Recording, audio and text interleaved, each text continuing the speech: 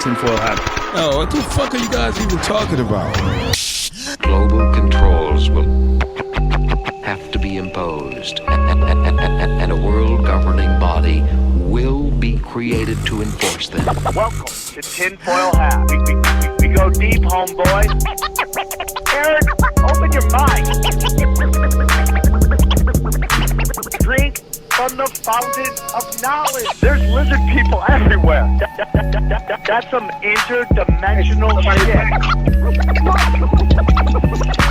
Wake up, Aaron. This is only the beginning. Dude, you just blew my mind. Are you ready to get your mind blown? And good morning, Swarm, and welcome to Tinfoil Hat. You know I am. You know I'm here to do. I'm here to... Nothing. Doesn't show up. My God. You have one day a week you have to show up.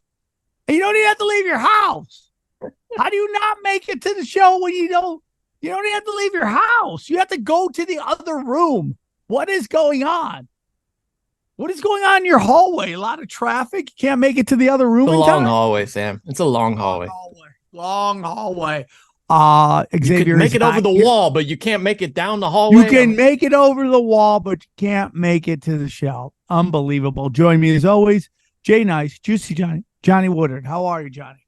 I'm great. Great show today. Really had a good time. We have Chrissie Mayr on. Very excited to have her on. Fun conversation. We just go through the world of conspiracies that is. It's a great conversation. Real quick, before we get into the show, go to SamTripoli.com. Check out all of my dates.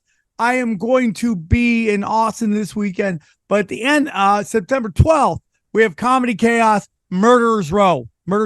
And then we also have at the end of the month, I'm at Soul Joel's in Pennsylvania on the 29th, and then the 30th and October 1st, I'm at Skank Fest. I will be on Dave Smith's podcast. I'm very excited. Always one of my favorite shows to do every year.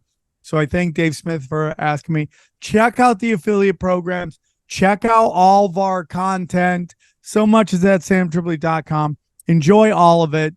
And join the newsletter. Someday I'll send out a newsletter. Dude, Rockfin's crushing it. Go check out all that stuff. All on SamTripoli.com. We are on fire. And we'll get into all the other stuff soon. But let's get into the show.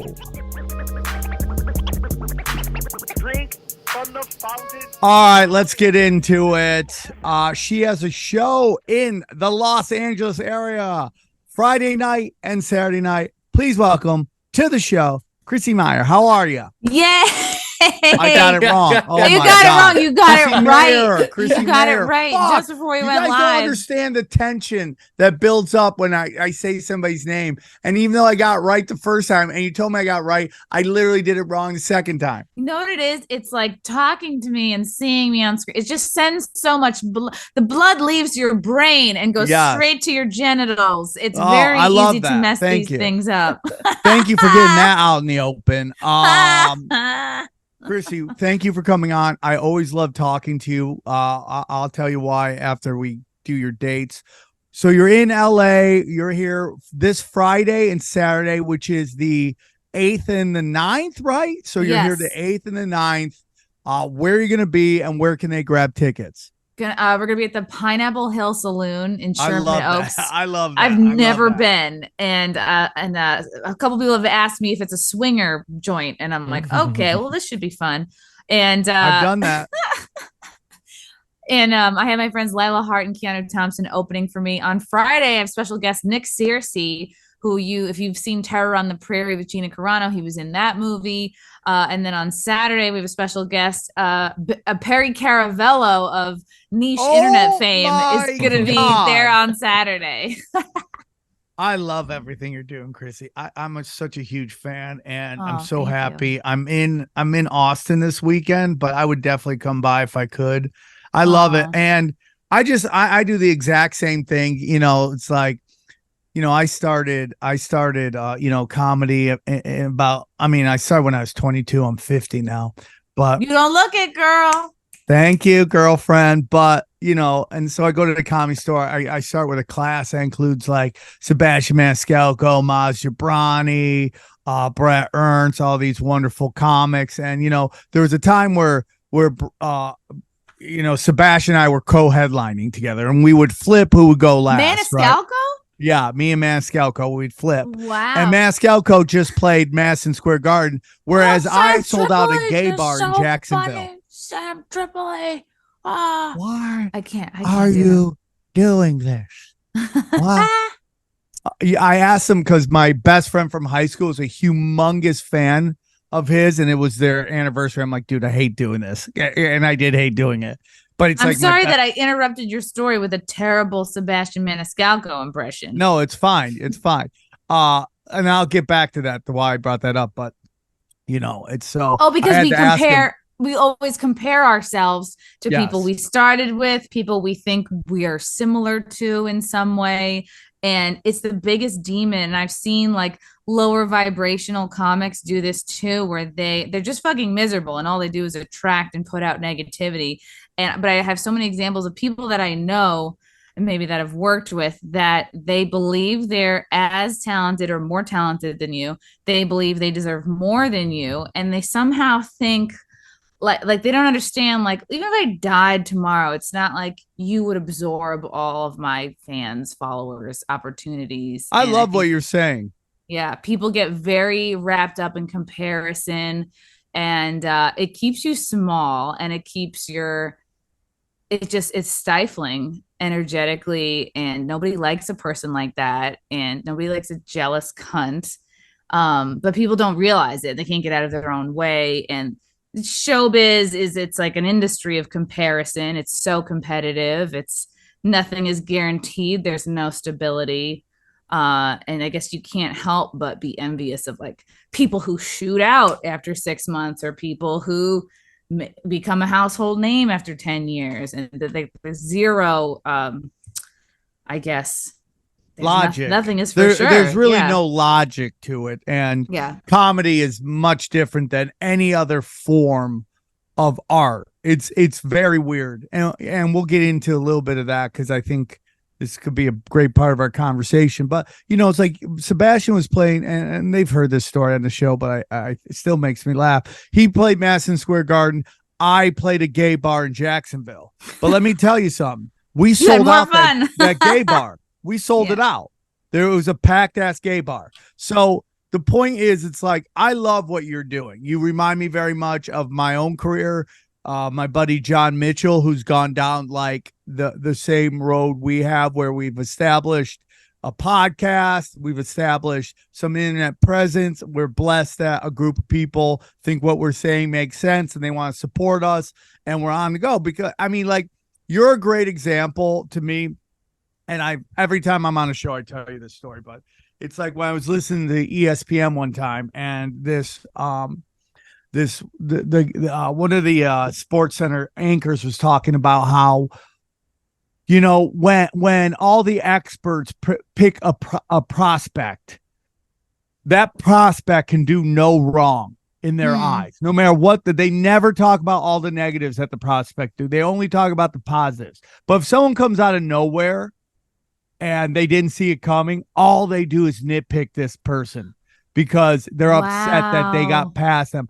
And I see because they like to be the pickers. Yes. And if someone pops through that, it's like, do they feel threatened? Like, oh, I'm not the picker. Someone snuck past me, i.e. Trump. That's a big example. You are a great example of that. You are somebody who just like at some point, and we'll get into that, about how you just had this moment where you realize you want to go this way, and you work your ass off. You're doing daily shows. You're on YouTube all the time. You're on all these things, and you're doing it. And I'm sure there's some people who don't like it, because I know there's people in my world that don't like. I just recently had a good friend of mine who I've helped get work basically tell me he's so sad and angry that this is how I had to make it, because I deserve more. I'm going, bro, I'm 50. I'm headlining A-list comedy clubs. I'm blessed, bro. Wait,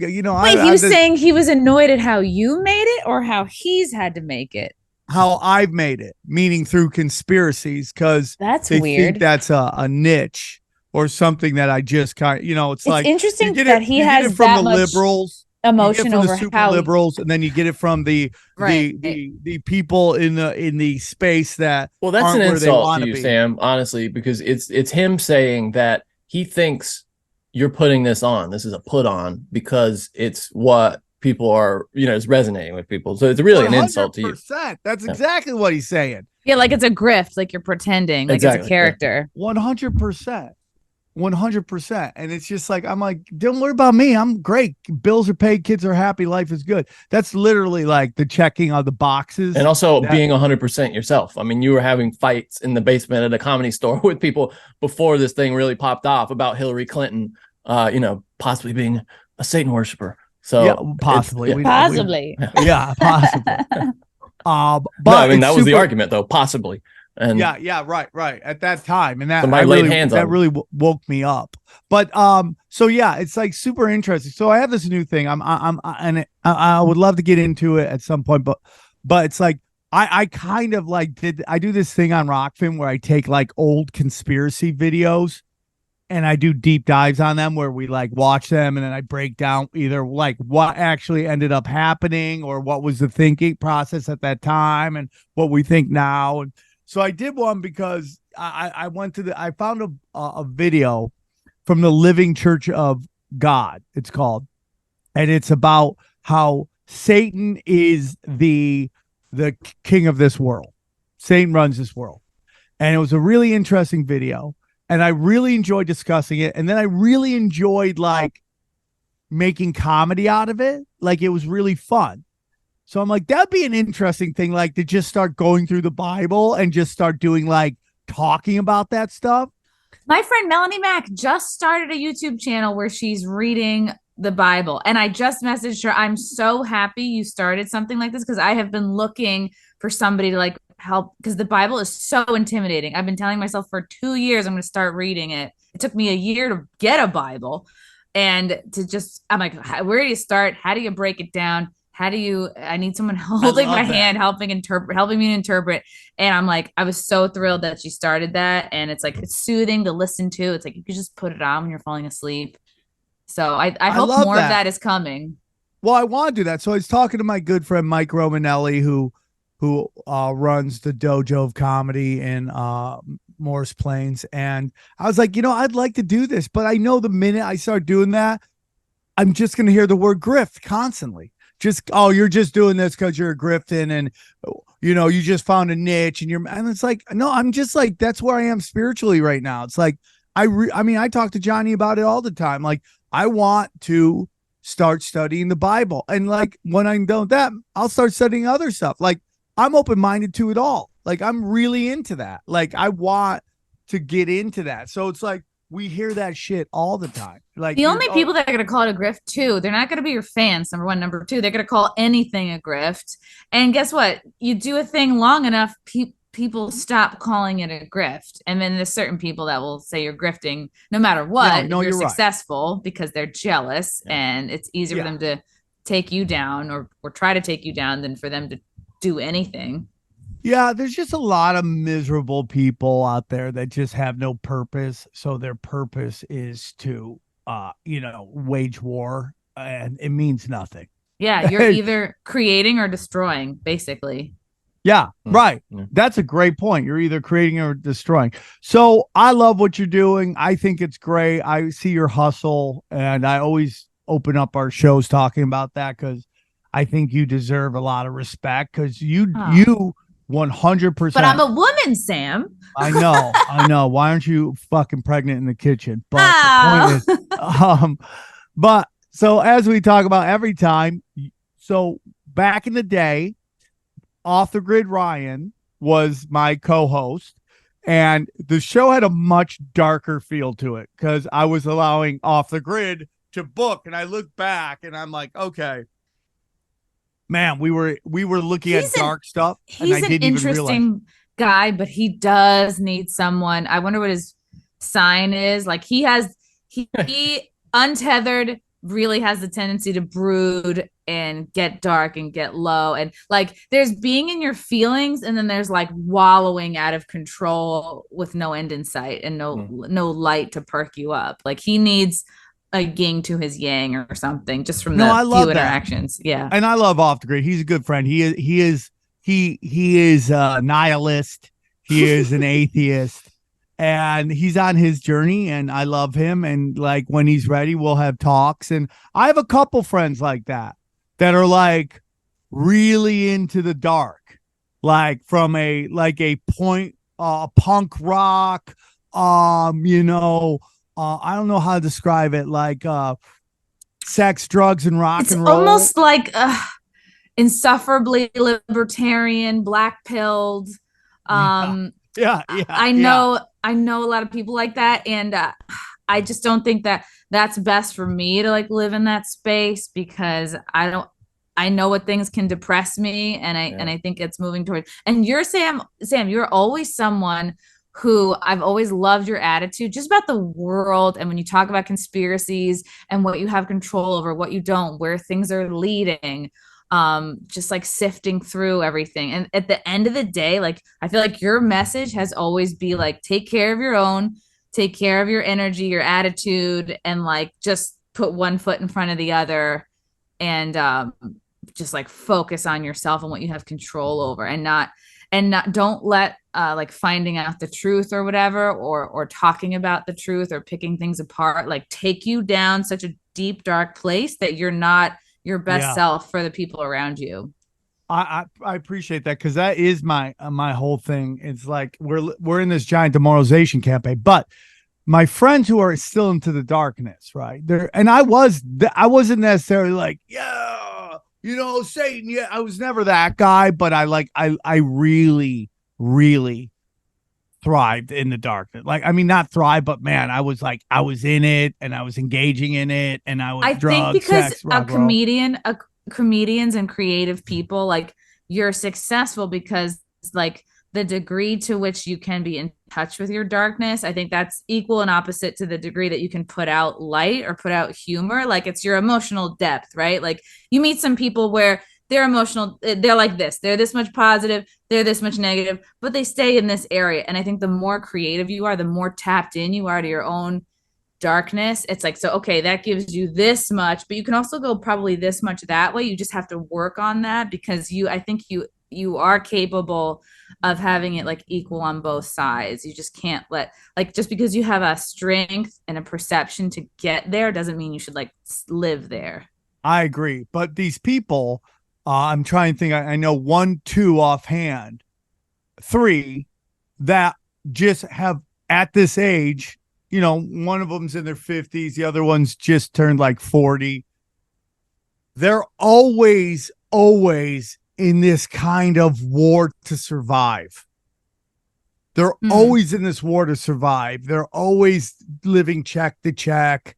It's never like these moments where they're like, I am so happy, everything's going great. Everything is Are they comics? They are comics. I think there has always been, and I noticed this a lot from starting in New York City, there's always been a kind of like glamorization of the poverty aspects of stand-up, like almost that makes it more pure, or that you're more creative, or you're more in touch, or you're like there.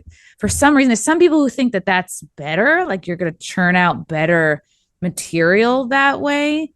Oh, that you're a sellout if you make, $20, if you make more. There's people who think the more money you make, the worse you get, or that, I mean, yeah, you look at someone like Kimmel or any of the late night hosts, you're like, yeah, they're coddled, they're soft. Their luxury has propelled them out of being in touch with any normal person. But I think the other extreme of that is like, you can't just wallow and like low key keep yourself in poverty because you think that's somehow like better or more like artsy. I think I'm not explaining it well. Good in comedy till sometime in your mid 30s, and then you got to be like, okay, what am I doing with my life? And I'll be honest with you, I was check to check till I was 42 years old, because the internet wasn't what it is now. And I see younger comics who are blessed that they are coming up in a time where people like my generation, were able to create a format and a system and a playbook to make it. Now, I'm not saying they saw SamTripoli and were like, I'm going to do this, but like Death Squad, which was with like Joe Rogan and Brian Redband and like that whole group that came out of that, and out of that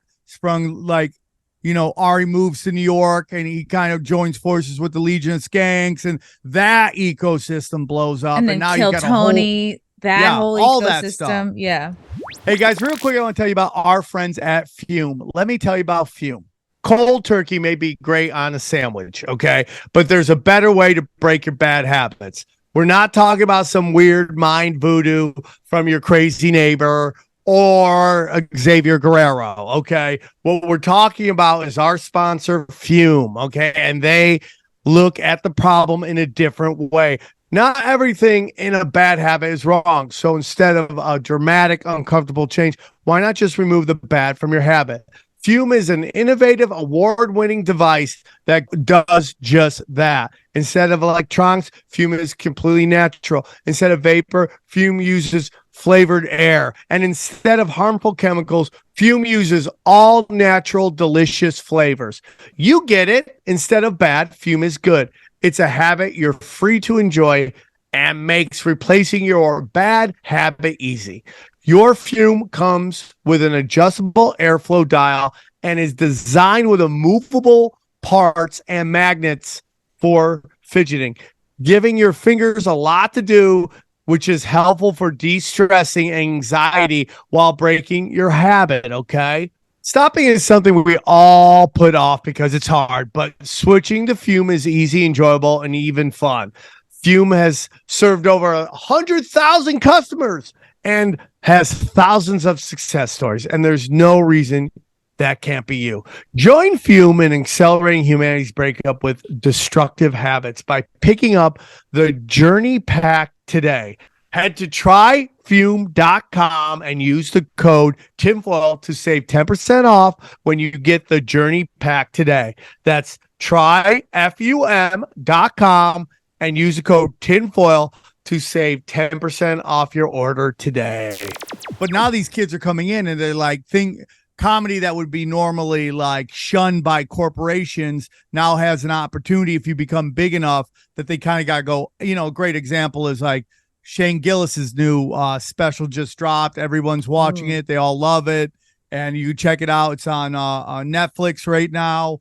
And like that guy, look what that guy went through. Like he was like excommunicated. I watched all these people just throw that dude under the bus. And now they're all like, check out his special. It's like, just it disgusts me the ways in which and how fast comedians will distance themselves from another comedian that they think has like the wrong stink on them. And usually it's political.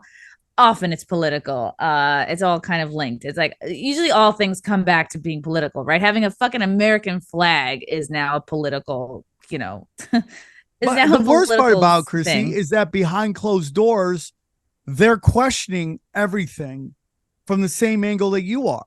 But the presentation has to be like, I'm a conformist. But behind closed doors, they're like, dude, the house is on fire. What the fuck is going on? But they don't have, it's like the old saying, like, hard times make strong men make good times make weak men make hard times. So like, it's literally, that is going on. It's almost like a lot of our material could be so similar. And I've had so many people come to my shows and be like, Chrissy, I'm actually really surprised. I thought you were going to be way more political in your material. And that's the thing is I think I have, not that I have run of the mill material, but I talk about a lot of relatable topics. I'm not just up there screaming about I'm just a flat earther trying to get a lunch here. No, like I talk about a lot of regular relatable topics. Are you a flat earther? I'm not a flat earther. Okay, I want to get into that. But one thing I want to say to you real quick. But, the point is, a lot of comics are basically, it's who knows what's inside, but they're in an Amazon box. Everyone loves an Amazon box. It's not offensive. It's welcoming. Everyone's like, yes, I want to open that up. That's exciting. I call it Nickelback comedy. We're in our age of Nickelback comedy. Come in a weird fucking box. We might not even have the weirdest shit on the inside, but we're not afraid to like basically like put our boxes out there. Yeah. I wonder who has a prettier box, you or me. Oh, geez. I think we know the answer. But you're totally well. You know, it's like every podcast I go on, I'm just talking about how like this love affair with Mark Zuckerberg because he does jujitsu is like the most annoying shit I've ever seen. Where in my are you life. seeing a love affair with Mark Who's in Zuckerberg? love with him? Yeah, that's What? what I'm saying. Every time you say that, I'm like, where are you seeing a love affair with Mark No, Zuckerberg? well, because I go to MMA like news. I go like the MMA community loves Mark Zuckerberg. I'm seeing it everywhere. They're like, dude, look at he'll have his shirt off and he's shredded. I'm like, the guy mainlines baby blood. Like, what do you expect him to be? Sounds like Vladimir Putin, honestly. He's a total figurehead. I mean, Facebook is 100% owned by the government. Like, what does he even do? I'm with you. So this love, but like Instagram's thumb on the competitive balance of comedy is so obvious. Like, and I have good friends of mine who are like, oh my God, and I'm happy for them. I am, and these guys are all funny. This is not a statement of not funny. They're all funny, but they're getting millions of views on their reels, and it's super mainstream, and they're the only ones doing that. It's like, and you know what keeps you mainstream is you not sticking your neck out for free speech. You not sticking your neck out for another comic who gets trashed and dragged for weeks online because they told a fucking joke about a Malaysian airline plane going down. You know, it's like, you're not gonna, which boils my blood. It's like, if you're not passionate about free speech, if you don't have a fucking message, if you're not anti-establishment, put down the microphone. Nobody needs to hear your voice. If you're just gonna echo the fucking elite and corporatism and the establishment, like, what does anybody need you for?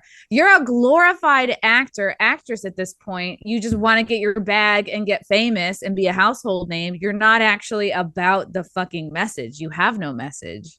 Yeah, I agree with that. And the problem is they're not about the message. They really are about the bag. And my dad said, never hate anybody who's trying to make $1, but like, how are you doing it? And it's all plug and play. Like, that's why I was saying that comedy is the most different. It's so different than any other form of art. And you look around at all forms of art, they're advancing left and right, even to the point of where people don't even know what's going on. Like, look at where fashion is. Now, I'm not saying fashion is anything to look at and admire, but I'm saying the state of fashion is so beyond, it just keeps pushing the boundaries to the point of retarded, right? Right. Where comedy is getting more and more and more basic and more like, and these guys are blown up that would normally be cruise comics. And it's fine. I'm happy for it. This is not a player hating thing. I've never player hated anybody you ever made. Never wish they didn't. Maybe one guy, and I'm not going to say who his name, but there's one guy out there. Discuss after the podcast. Yeah, who's just pure trash. He's selling out because now he's like the Family Guy, even though he's a scumbag. He's the only one, and it has nothing to do with his kind. It has to do with the type of person he is. But I've never, ever wanted nobody to do it. I want everyone to do it. I just would like to be able to go there. I would like to be able to have my bit about blackface dick that I just posted to Instagram get 6 million views like everybody else's shit. You just notice like unfairness, and then you're like, you notice hypocrisy, and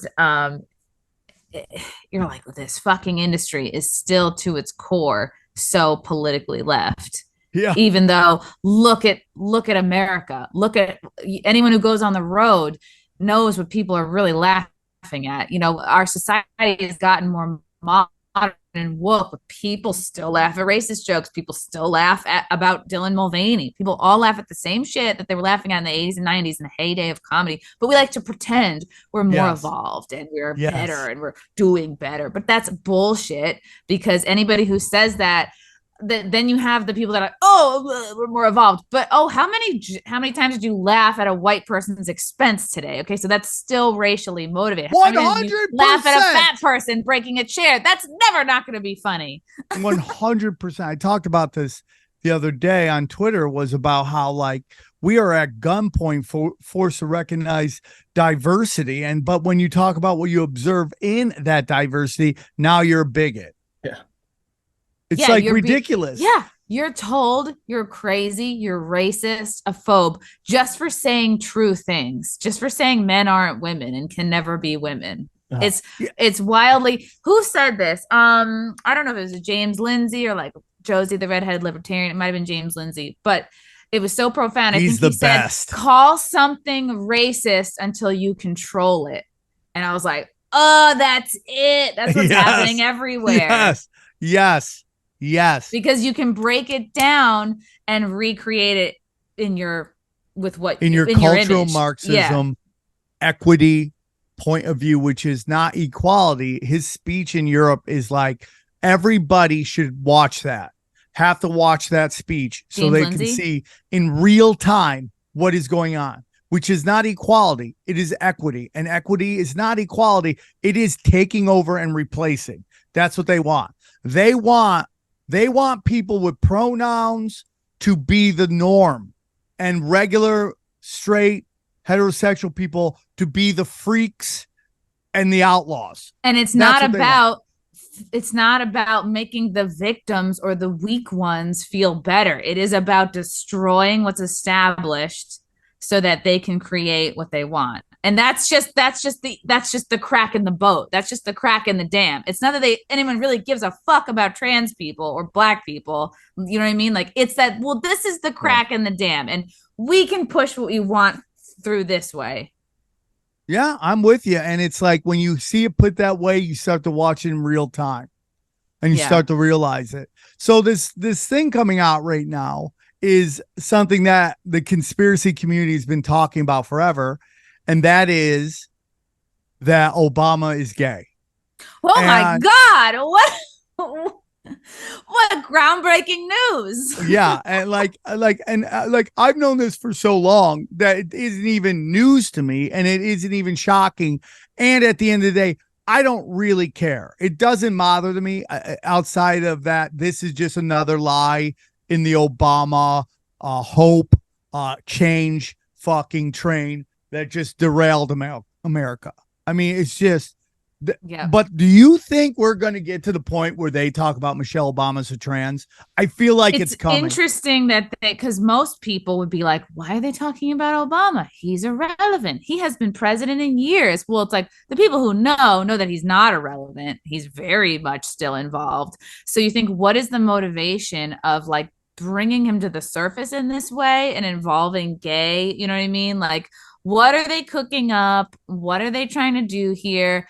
Why are they trying to like put him back out into the public this way? Like, what's the motivation here? Because he can stay forever involved behind the scenes, and then just people can see casual pictures of him at Martha's Vineyard. Oh, his paddleboarding chef drowned. Oh, that's weird.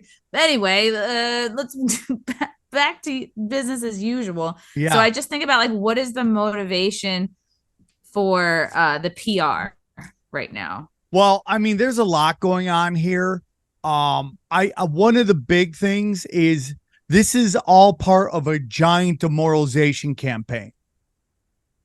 And you are going to demoralize the black community when they find out Chocolate Jesus is gay.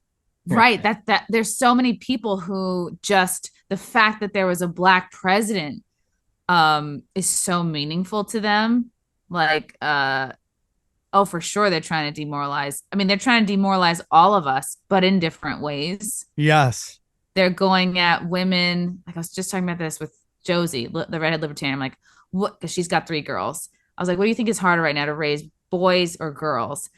She's like, I actually think it's harder to raise boys, because for girls, if you can get them through the period of time they don't catch the trans social contagion, then I think they'll be fine. But boys, there's a total and complete like demasculinization thing going on. How many ads do we see with like a dude with a mustache with lipstick? Like how there's just a constant, intense masculine bad. It used to be future is female. Let's build up women. It's like women have been built up as much as they can possibly be. But now it's like, I mean, I saw a headline. It was maybe something out of a UK paper or tabloid. It was like a picture of like a 9-year-old boy. How do we stop him from becoming a monster? And it's just a kid in like his school uniform. And I was like, this is intense and unrelenting. And like, it's a real, that's almost like, I'm like, man, I kind of want to have a boy one day. And just, I mean, they're boys and girls are both important, but it's like, there's such a because we need strong men. Like you can't overthrow a government without strong men. You can't. No, I like, agree. You're through.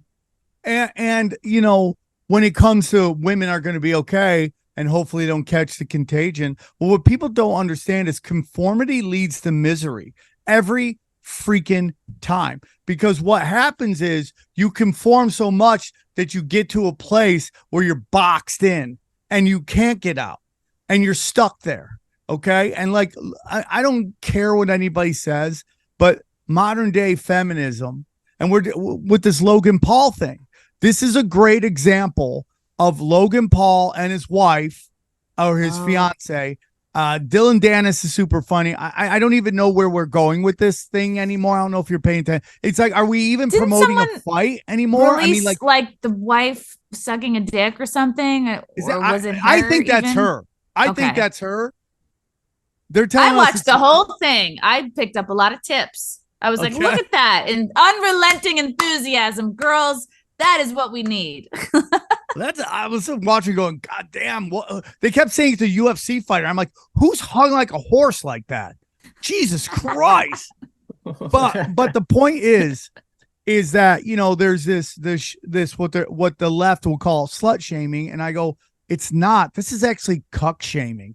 This is what happens when you go on stuff and you brag about your body count and you brag about. So the video when she's like, I just want a cock to destroy me. I guarantee you, if you ask her, what are you doing at this moment? And she goes, I'm just making content.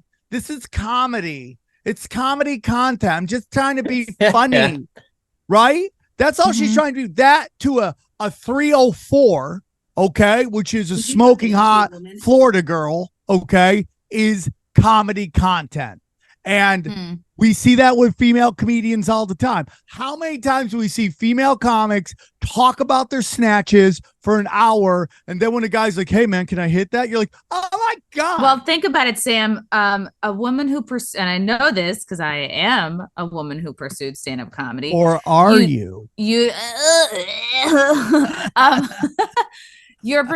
a woman pursuing stand-up comedy. That means, right, you have something to say. You definitely need attention. You definitely need validation.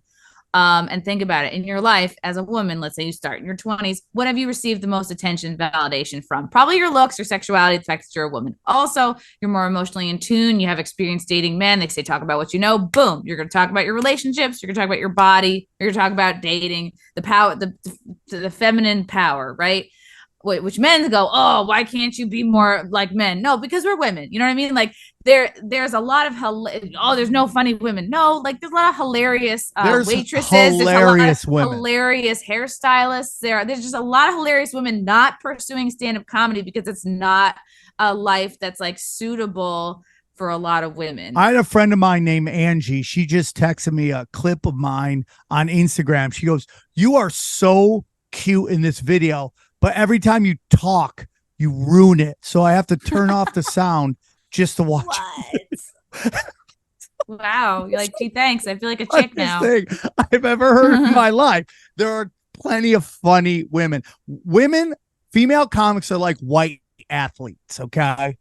The ones that are great are legends. Larry the problem, Birds. There's just a lot of people who want to be legends that aren't legends. And it comes down, and it's like that's a little social construct too, because Men get their ass kicked unless they learn how to be funny. They got to make the bully laugh.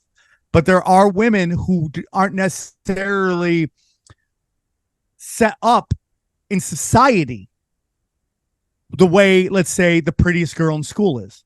So they have to find a way to get attention and make friends. And that's through, it's like why Fortune Finster is a fucking assassin. It's why Jessica Kershaw is a fucking assassin. God, she's so because good. they didn't have a typical childhood. They were always a little different. So they had to find ways to make people to laugh, to accept them in. That's just the nature of the business. It's not a sexist thing. It's just society. When you get into like 7th grade, that is the most pure the relationship between people is, because society hasn't necessarily forced you into these boxes yet. You're still really young and you're allowed to explore your thing. So you have to survive at some point. Like, yeah, like a woman, a successful female stand-up comic is like a tree that's had to grow through a chain link fence.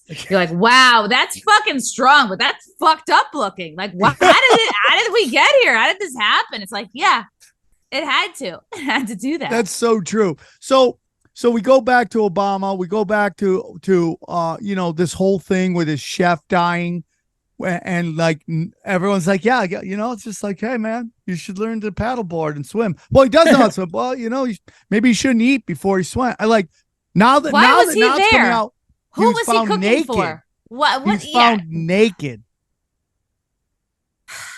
None of it makes sense. I mean, it's a lot of it's very obvious, but they expect that we're stupid and we won't ask simple questions. I mean, it's like, look at Obama's hand the next day. He's golfing. He's got O.J. Simpson hand. So why would he kill his chef? Because he saw Big Mike's dick? That's it? I mean, it seems to be loose ends always end up being the reason that these people end up. Or someone with a big mouth? Yeah. But I think if you're gay, you love a guy with a big mouth. Yeah, right? that's why he was there. That's why he was there. That's why he was there.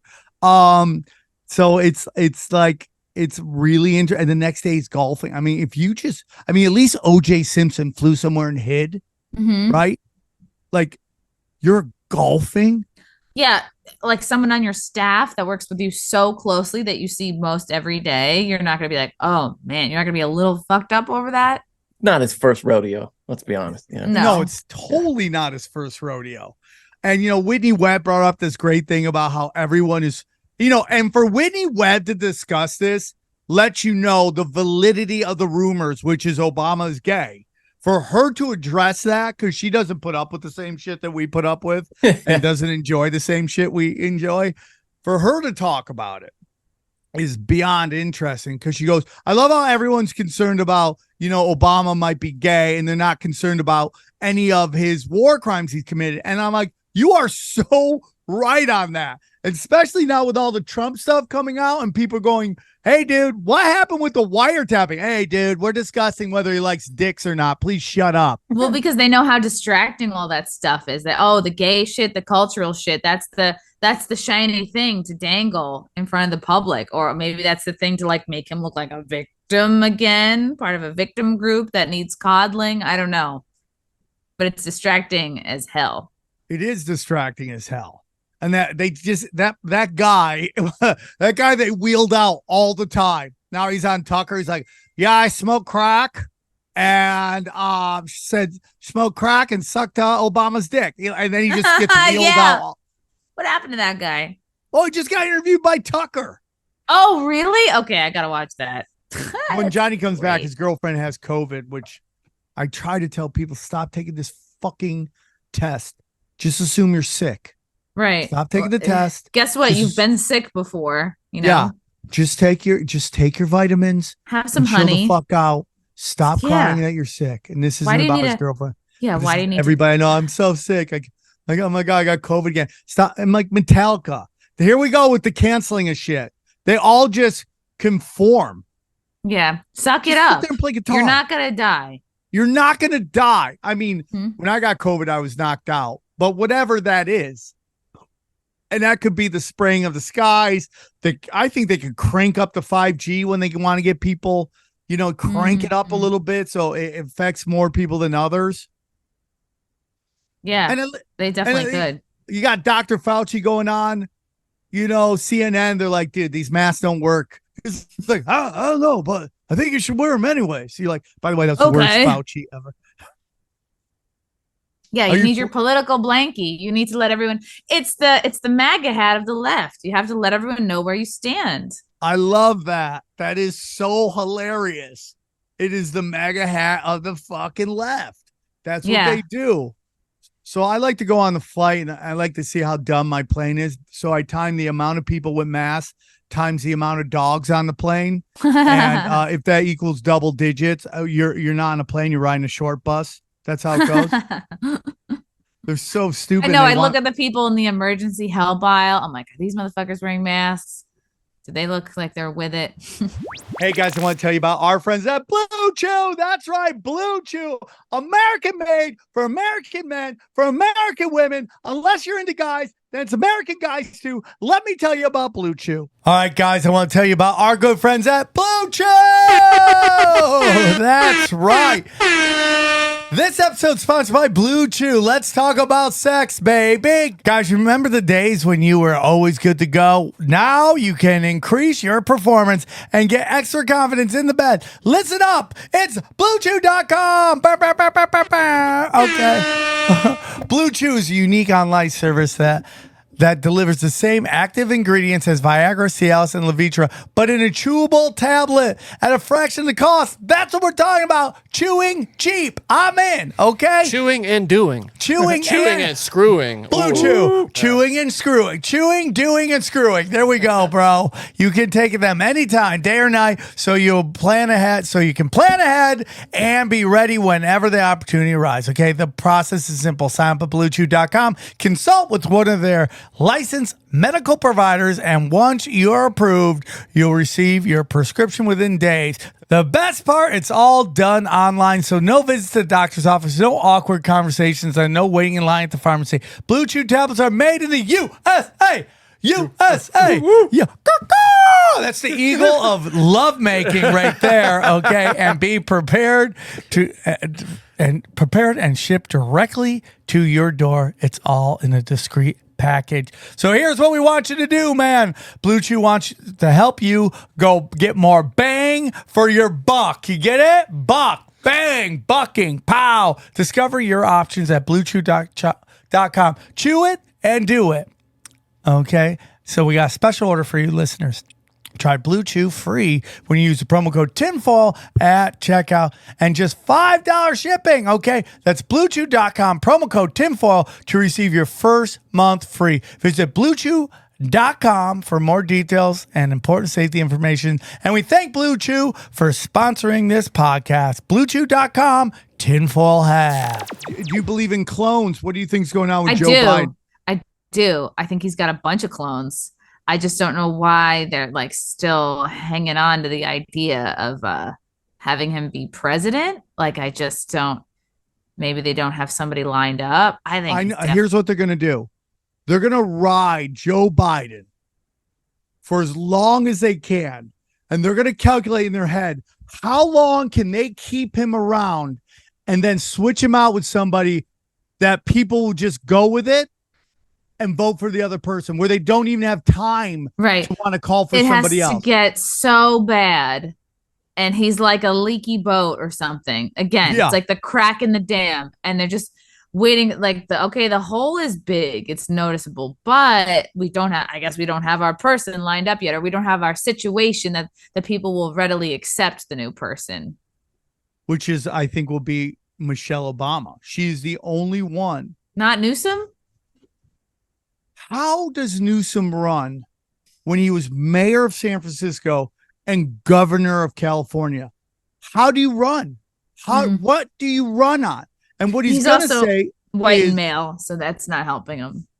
Yeah, but he's also going to say, oh, look at how good his whole argument for California is corporations are doing great. Like, they're making more money than ever. And that is such a detach, because most of California isn't corporations. They're human beings, and they're struggling. The price of gas is about to go up. Everything's about to go up. And California, it's even worse because they had $1 million tax to our oil, our gasoline. So we're paying $2 more than everybody else, $1 more than everybody else. And then you just got to run all the people that have left San Francisco. How many corporations have left San Francisco? Elon Musk, Twitter, Tesla, Meta's leaving. I mean, they're all leaving. Yeah, Rogan left. Rogan and that whole group of comics have left. And I felt it. I have felt it. So when Rogan was here and the Comedy Store was cooking, I could always tell there was a measurable difference between when, let's say, Rogan or Joey Diaz was on the lineup versus when they weren't in the lineup. Wow. And this is nothing against Comedy Store because I love the Comedy Store, because the Comedy Store is only going to entertain the people who live here. The Comedy Store can't make you suddenly be open-minded. You're not to going to anything, Right. You're not going to, someone's not going to go away from out of town, I don't think, to go to the they're Comedy not gonna Store. Sprinkle like common sense dust on people as they walk in. So suddenly like sarcasm isn't violence. Yeah. Right? And whereas the mothership, people will travel. Like people will travel long distances to Austin to go see shows there. Yeah, I'm gonna be there this weekend. I'm gonna go stop by and see it and check it out. I'm very excited about it. It's beautiful. I was on the inside like just one time, but it's so nice. And I get all the security there. I really do. I mean, Joe Rogan is talking some serious shit. I get it. Yeah. I really do. I mean, and God bless him. Yeah. I mean, I've been able to see, his awakening from both sides, both on the outside and the inside. And it's fun to watch, man. And he gets it. And you have to do a dance. Like if you want to be a person who's seeking truth and telling truth and trying to help people, like you have to be tactful about it. Like you are so right. You nailed that. You nailed that. That is 100% true because, I don't know if you watched, Bill Maher was just on a show. And it's so funny because Bill Maher is seen as like the common sense liberal, right? Like he's like pushing back against mass, pushing back against trans. But man, that guy cannot get away from his hatred of Trump. It's because he's just that age, which is like, I'm 50. And, I know 60-year-old liberals all the way to like, I know young liberals, but I'm talking about the older liberals that are just their views in life are calcified. They're crusty. Yeah. They just can't help it. They can't help it. And they just go on that show. They go on Joe Rogan's show, which is like Bill Hicks's old, when he said how he wrote a joke, he took something, he put it under the light of common sense, and that was comedy. And basically what he does is he takes these crusty old liberals and puts them under the light of common sense, and they just look dumb. Yeah.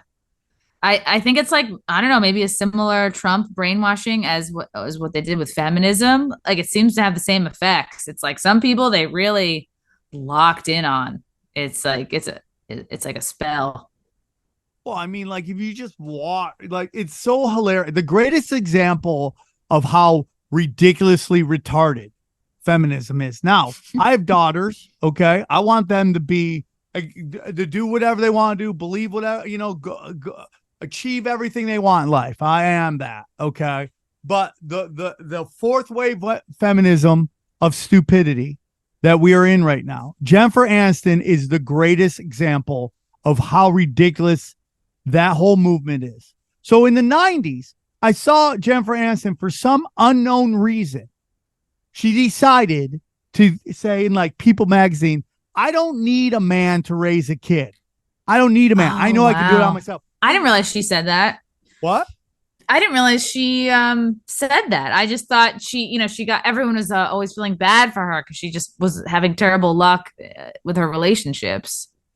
Well, I can get into that, but so she says that, which is like, why would you say that? Like, that's such a weird thing to say for someone who doesn't have a kid just to say something ridiculous like I don't need a man. Because you're rich, because you have money, but most people don't have Jennifer Aniston money. It's easy to be a single mom when you're Jennifer Aniston, just like it's easy to be a feminist when you're Chelsea Handler, because you can afford to not have a partner. Okay, most women can't buy a house, buy a condo, do shit. They can't even put in their own air conditioner without a man. So that's terrible advice. That's a terrible example to be setting for most women, because you're a fucking celebrity.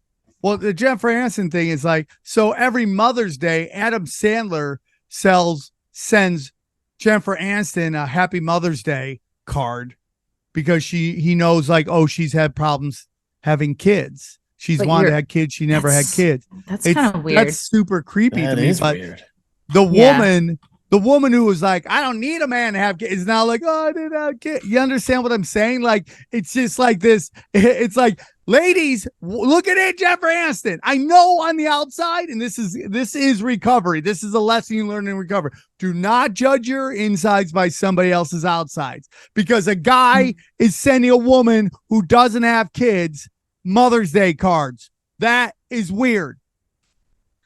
Right. It's like even a stepmom. Like I'm not a dentist, so you're not going to send me like a chattering teeth toy. You know what I mean? Like I don't have like a bunch of degrees, so you're not going to like be like, here's a bunch of wood frames. I don't know. It's like sending a get well soon card to somebody in hospice. You know what I mean? It's like it's kind of rubbing their nose in it a little bit. You know, it's like so weird. But you go back to like, this is a bad example for women. 100%. 17 and pregnant on MTV was that. The Kardashians are 100% that. They are just like, when you had that much an entire generation of women, and I've bad unavailable men, and that you don't need to make good choices when you're picking guys, because your money will take care of you. But most women don't have that money, and they're stupid. They go, I want to be like the Kardashians. I can buy an expensive purse. I can eat a big salad every day. I can fuck a black guy. And then it's like, okay, but that's not what's good for you. I knew it was coming. That's great. No, salads are good for you. I take that back. So it just gets down to that, like, this is this nonstop assault on women to get them to make bad decisions. Like, everything on television is a lie. It's a lie. When you watch commercials that are geared towards mothers, have you ever noticed that the mom looks about 4 years older than the kids? That is done on purpose to get the mother at home who has the same age children going, wow, she looks way better than I do. I should get these products. So if she looks that good with these products, right, I'll get she's relaxed. She's taking care of herself. I was having a thought about feminism today because I was just on Jesse Lee Peterson's show, and are you a slut? Are you a slut? Do you like being a slut? He's so funny. He's just the best. He's so funny. He reminds me of the ladies' man, but like, a little more grown up and fun. And he's hilarious. And let me see if I can explain this well. So Rollo Tomasi, who's part of this like red pill manosphere, I think he's someone who encourages men to get vasectomy so they don't get baby trapped. He tweeted a photo of the actress who's playing the remake of Snow White. Her name is escaping me, but she's like 22, typical man-hating feminist. She's been doing this whole PR tour of shitting on the original Snow White. Oh, we're not going to have, the prince is not going to save her. Oh, we've updated it for a modern audience, blah, blah, blah. So anyway, Rollo retweeted these pictures that this woman tweeted of her just like giving a bunch of middle fingers. And I thought about it, and I quote tweeted it, and I was like, Rachel Zegler. Yeah. I was like, this is an example of what and I realized this because I spent many years, my entire 20s, being a feminist. I was a Democrat. I didn't vote for Hillary, but I was like right there. But definitely graduated college, hating men, being a feminist, a lot of daddy issues, the whole nine. Started stand-up comedy, living in Brooklyn, like I was textbook. And you realize through just like, I was like, why am I not a household name by now? I'm doing all the right things. And I realized, because I know this from being a feminist, that women at the end of the day, I can explain feminism. Women at the end of the day, I think their biggest fear is to be hurt by men, like emotionally. And so if you come in with that pre-hurt from your daddy issues from your dad, like you don't know why, you can't explain it, but like if you and your dad have a bad relationship, like you're not coming into adulthood as strong with as much self-value and self-worth as you should be. So you're going to seek out the wrong men. You're just like not fully formed. Like you're a fucking hurt bird going through life.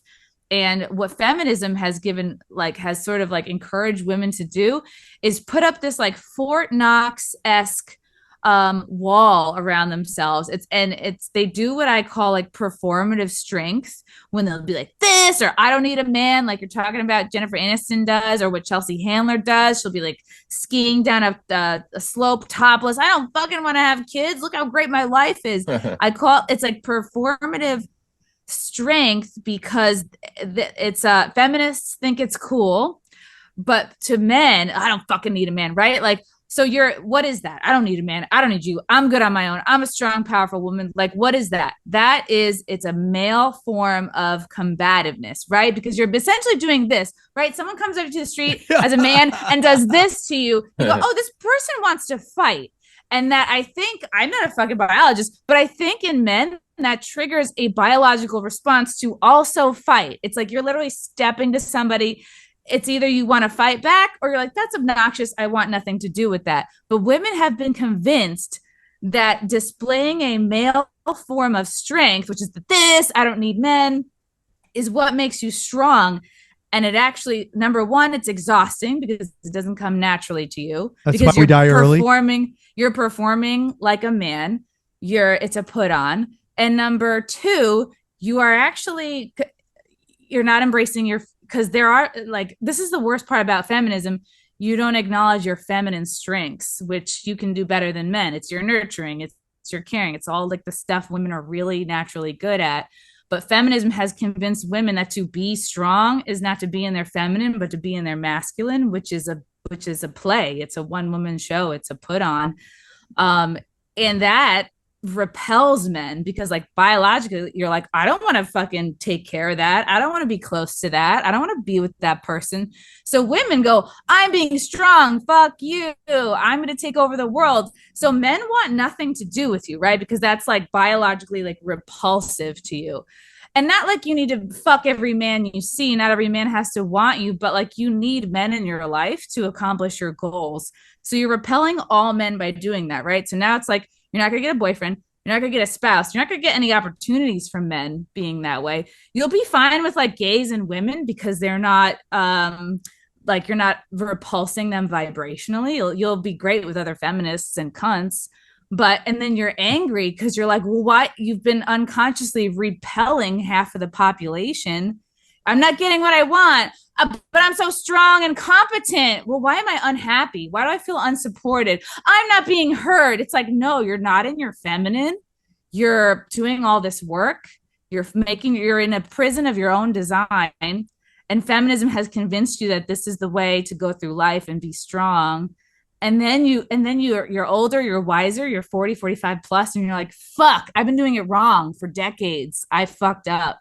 Yes, but instead of acknowledging that, you cope and you buy yourself another purse and you get yourself some plastic surgery. And then you lie to the younger generation because misery loves company.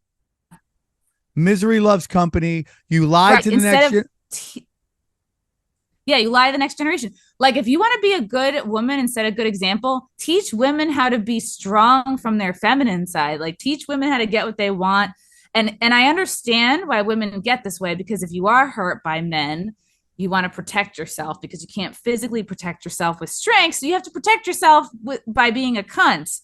But that's not going to like get you what you want and need in life. And it's actually a huge strength to be hurt in life by men or whatever.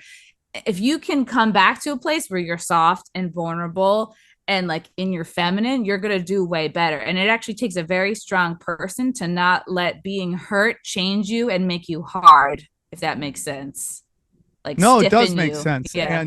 And the biggest thing that show me a happy older feminist and I'll show you somebody who's lying. Okay. And it's not, and this isn't just women, it's men too. Like the phone stops ringing. It just does. Cause you're not supposed to be in the mix at the club, at the party. I mean, like women get angry, like, oh, as you get older, like you become visible to society. No, you don't. What you become is like everybody else. You don't realize the power of your pussy. You've also spent 20 years repelling people. Yeah, yes. Yeah, you don't realize like how good you have it until you don't have it anymore. And this is just the nature. This is just life. The phone stops ringing. You're not supposed to be 45 at the club. It's not a natural thing to do. You're meant to go out, have your fun, find a partner, and chill out. And then you take care of the next generation. That is the arc of life. That's just how it goes for everybody. It's not natural to be into your 50s. Like, yeah, you can have Leonardo DiCaprio, but that's such an outlier. He's an anomaly. Yeah. He is an anomaly. And they, like, how many of those people that you see still doing that live awful life? Because the older you get, okay, and the more you live that lifestyle, to continue that lifestyle, you need younger people. And they just get crazier because you have to be crazy to accept a 60-year-old at the nightclub. Yeah. If you're like 20 or 30 and you're hanging out with a 60-year-old at a nightclub, you're a crazy person. And you just keep letting in the crazies, and then it never ends well. You end up with Tom Sizemore smoking meth, eating trans butt, playing fucking frisbee in a hotel room. Right. That's where it ends up going. Do you think the young, beautiful women on yachts respect and want to fuck the old guy that owns the yacht? No. Like, I mean, maybe one 100%. Maybe one will be like, yeah, I'll marry this guy. That's secure. That's stable. But like most of them are like, ugh, no, we're just here for the gram. Yeah, 100%. And it's just like, it's like, I don't want to hang out with anybody. Mm-hmm. Dude, I don't know about you. When I go on the road, like I remember Joey Diaz was like, and Bill Burr, I think it was. They're like, what are you doing after the show? I'm going to the hotel room and watching YouTube. Oh, could not be more excited to go back and go to sleep. Like, are you kidding me? This nice big hotel bed. I got snacks here. Why would I want to go put in FaceTime at some club or venue that I know doesn't want to fuck with me anyway? You know, it's like. So this brings us into our next thing, which is, I think, hilarious. Burning Man. So now I see all of these like 50 to 60-year-old comedians like we're trapped in Burning Man. I'm like, what? Yeah, I'm so surprised at the names coming out of there. What are you doing at Burning Man? Who's currently at Burning Man that's like Chris Rock was there. I think Harlan Williams was there. Unless it was a joke on Adam Carolla. He supposedly was calling in from out there. Maybe it was a joke. That sounds like a joke, honestly, I have to say. That sounds like it's a funny premise. What do you like Harlan Williams? That is funny because why is Harlan Williams at Burning Man? Like that to me is funny. That's why it's funny. Yeah, totally. Yeah. You saw Chris Rock and Diplo, two of the most famous people on the planet, just hitching a ride with some hippies on the back of a van. Did you see? They were on a truck and then in a van. But that's like when the apocalypse comes, nobody gives a shit how many Netflix specials you have. Yeah, it only matters that you have four-wheel drive. Fucking that's dude.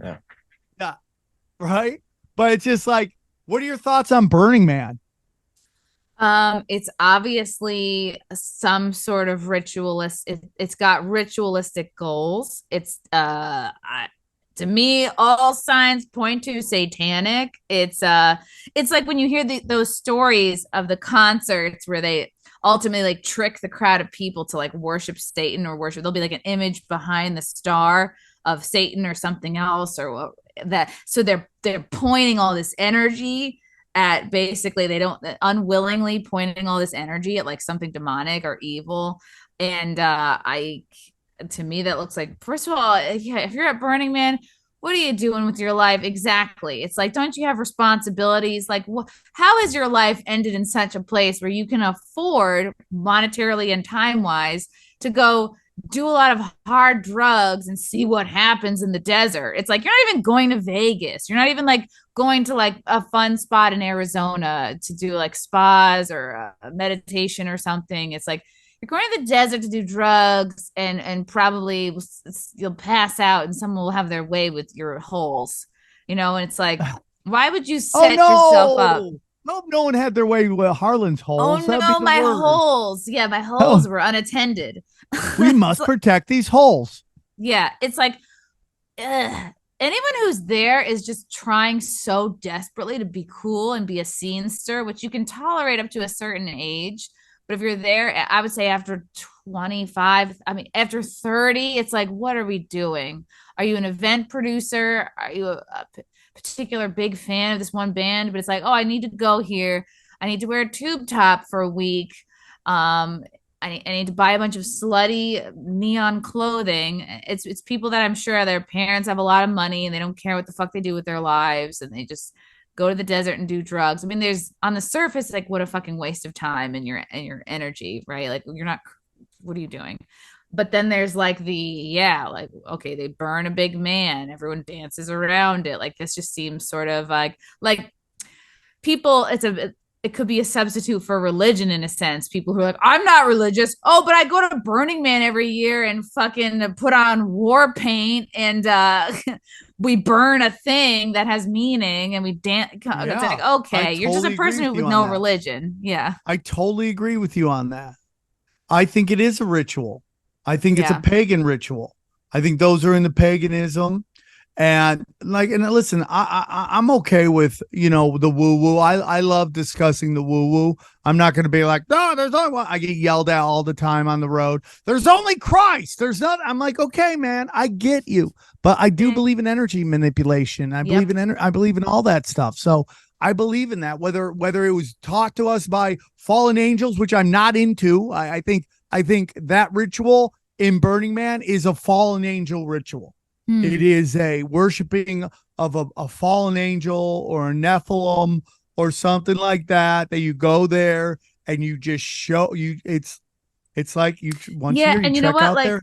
are you conscious of what you're pointing your energy at? And so many of us aren't.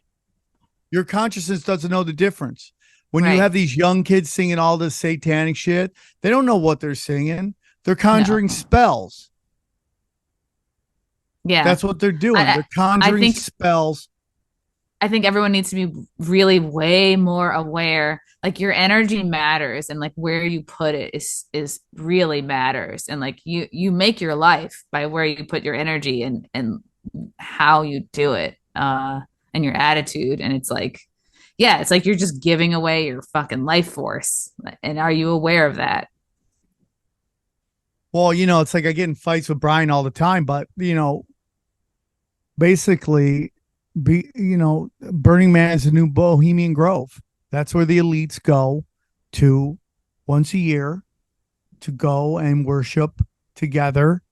And I know it sounds crazy because you start getting into this weird shit, but it's like, you're seeing it like hip hop is like gone super satanic right now. Oh yeah. To the point where they're so edgy. Now it's almost so boring. It's like, everyone's wearing a fucking devil costume that looks like they got it at Spirit Halloween, and everyone's got fangs and everyone's covered in blood. And how many different times can we do this? It's like, it's been so done. It's a real turn for hip hop, though, because I mean, hip hop, excluding gangster rap, if you even want to say that's the same genre, hip hop was so aligned with, or at least, had this thread of gospel and really sort of Christianity through it for a long time, but you don't hear any of that anymore in the music. I mean, none of it. And it's crazy, dude. It's just really crazy that even in this decentralized world of the internet, somehow the elites can push stuff for more than others. You know what it is? I think there's been such an awakening that the powers that be are like, well, we can't let this side win. We got to up the ante where we can, which is in the entertainment industry. Like, we got to fucking turn up the juice. Where can we do that most easily? Yeah, with the puppets we control. No, I agree with that. And, it goes, and this is really something that you see comics who consider themselves liberal. Not all of them, but the edgelords of them, the edgelord liberals, which is liberal edgelords, which makes me laugh. But when you watch them, there's Kurt Metzger talked about this on Jimmy Dore, that through political correctness, even the most edgy edgelord, right, if he's a leftist, won't go in certain places. And the two things that are left to make fun of is White people, satanic, the devil, and pedophilia. Those are the only two things, because being edgy, and I was raised on like rock. I mean, like I grew up with Motown, and then when I got a little older, I got into like rock and roll, and there was a lot of like, shut up, all, and you're like, yeah, we're raging, and then you realize now, like, oh shit, what was I doing at that time? But now it's gotten really, really. You're just edgy. Like raging to rage. It's like everyone's got to get their energy out, especially like teenage boys. It's not, but you weren't pointing it at something detrimental. It was just an outlet. That's why emo was great. That's why metal is great. It's like, and we don't have I think Gen X, maybe millennials, last generation to really have that. Now we don't have. I think people have said this before, that trans is the new emo because there's just no outlet for teenage angst. Yeah. No, you're totally right. There is you're kind of rebelling against your parents, which I get. And your own genitals. You're so right about that, because you hear now, I mean, think about the feelings you had when you passed through puberty. You don't feel right in your own body. And now that whole, anytime somebody doesn't feel right in their own body, that's like the school counselor, like ding, ding, it's ding. Been commodified. It's been monetized. Yeah. It's all the energy is directed toward like, maybe you're not in the right body. Maybe we should do something about this. Yeah. Oh, your tits look awkward. Yeah. Oh, you want to wait for those pesky things to grow in, or you want to chop them off? It's crazy. And any parent, anyways. So you study it, and it's just like, how many of these edgelords do kid fucking jokes and all that shit, but they won't do a black joke. They won't do a rip on gay people. Some will still do gay people, but they won't make a black joke. They won't make a gay joke. They won't make a Spanish joke. All these things. Well, mostly black jokes. And I think that comes down to that they're afraid they'll get their asses kicked. And they're not afraid of kids beating them up. How many kids is going to take to beat up like an Anthony Jeselnik? That would be a great revenge movie, honestly. Like, you mean kids? You mean urban? You mean Chicago teens? Yeah. No, that's my favorite part of like the news, where like they'll label somebody white supremacist who isn't even white, but if it's black people, they'll like the Asian UNC shooter who was mostly white, and then when they found out it was linked to the Wuhan lab, they dropped that story real fast. Dude, that is the funniest part. So this guy's just walking down the street, and all these black teens on bikes like just jumped him, and the news refused to say they were just black. Call them black. Just call that he was attacked by a gang of cyclists. Yeah. Cyclists. I've heard them call them strangers before. Urban youth, the Chicago teens. Yeah, but strangers and cyclists are probably my favorite. Jokingly on Compound America, we call them basketball Americans. So it's fun. It is so funny, dude. They're like, the population is 15%. Cyclists? 15% strangers, but strangers make up 50% of the crime. You know that 70% of the bike accidents are caused by 15% of the cyclists? That's so hilarious. So fuck. So it's like super interesting, dude. And it's like it's all the playbook of Marxism. And there are still good friends of mine on the left who like, and I get where they come from. I get they're like, I'm not going to be like this whole thing where like the Republicans are the good guy. Nope. That's only been since 2015. They are as like, if you expect any political party to do anything else but sell you out to the highest bidder, you're in trouble. Now, the only ones that I think have been the most interesting is the libertarians, and what Dave Smith and that group did. They ran out all of the corporatists that were hijacking the Libertarian Party. Like, they discovered what they were doing, and because it was small enough that they could. Is that what the Mises movement was, or is that what the Mises movement was, or is? I don't know, but Dave was talking about how they basically got rid of everybody who was running the Libertarian Party because they were all trying to control. They gatekept. That's cool. Yeah, I love it, dude. I love it. And you know what's happening? It's just like, and I know this is like, I'm totally interrupting, but I'm afraid I'll forget. It's like, we are ignoring the wounds of society by rebranding them as like racist. Like, for example, do we want to address fatherlessness in the Black community? Do we want to address like how toxic it is to be raised by a single mother? No, God, no, because you know who profits off of that. Let's just turn it into, if we bring this up, it's racism. Same thing. Do we want to address like that obesity is like a fucking killer? No, because we can profit off that. We're going to twist it and say, it's it's body shaming, it's fat phobia, that Lizzo is gorgeous and she's the new beauty standard. Do we want to address like the problem of feminism that's making generations of women fucking miserable without them knowing? No, because God, we can really profit off of women spending all their money on shoes and cat trees and shit. No, we'll just recall it, you hate women, you know?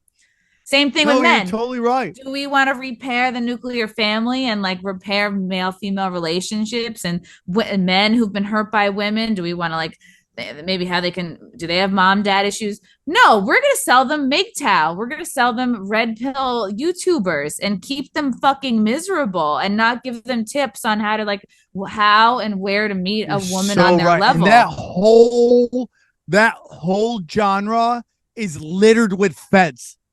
The whole manosphere is feds, man. How do you know? Dude, Fresh and Fit, he literally came out and goes, I used to be a federal officer.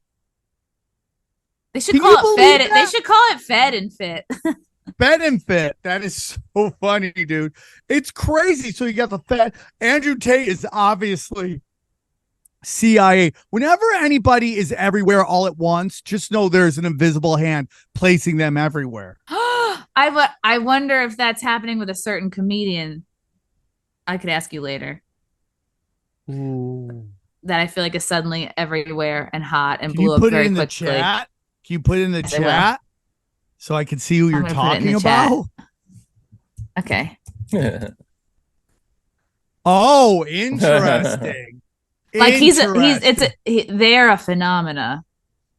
And I'm fascinated because I'm like, all right, look, they got clutch management, like everything's coming up Millhouse for this person. I'm just like, hold on, he's with Clutch? What? No, not Clutch. I mean, the management that he has is like has propelled him into outer space levels of success. Well, we've talked about people I think are feds on the show, and I don't really get into their names. But I don't even know if this person's a Fed, but the invisible hand idea is what made me think of it. I'm gonna text you right now who I think, and people are gonna get mad at me. I'm just not I know interested. We're not trying to exclude you guys. Yeah, I'm just not interested who I think is 100% Fed. That makes so much sense. You know, that makes so much sense. Yes. So because I'm just not interested in getting into that. I'm just not interested in causing that chaos, and I don't want this to be a clipped moment. So that's it. I'm just We're not here to gossip.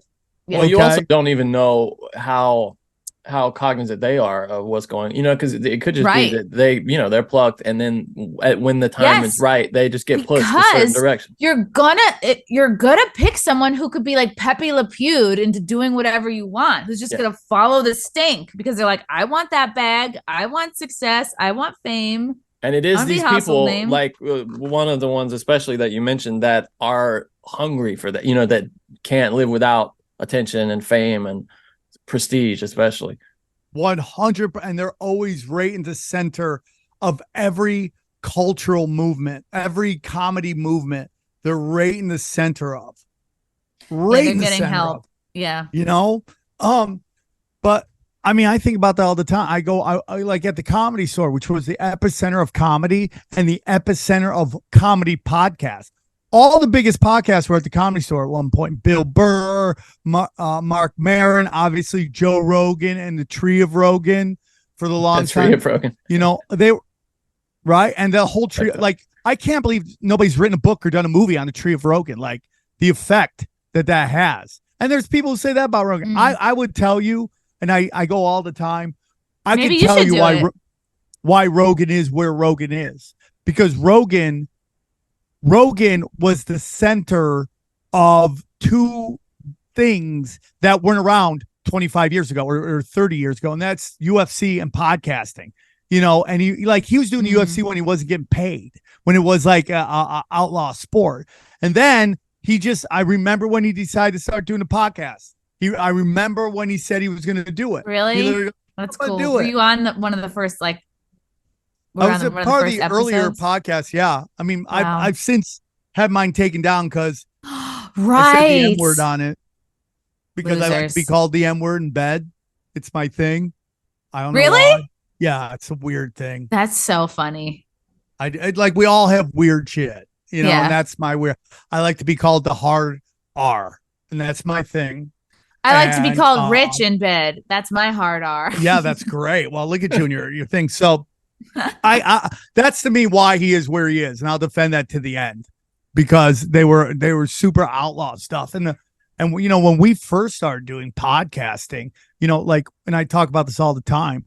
When we first started doing podcasting, you know, it was like so outlaw because like Death Squad may not be the original, even though I do think it was. I might be wrong. There might be people who were ahead of that, but you know, it was the first time on a very large scale that a group of comics were like, well, we're not going to do corporate shit. We're going to talk about things we want to talk about. And, you know, you look at like what, like, you know, your mom's house gets into, like, I mean, they're so smart. And like the stuff they were talking about, you're like, what the fuck? And I like this Tom Segura and Christina Pajinski. I remember like thinking like, man, when I started comedy, they are doing what I always wanted to do. And not only did they do it, but they excelled at it.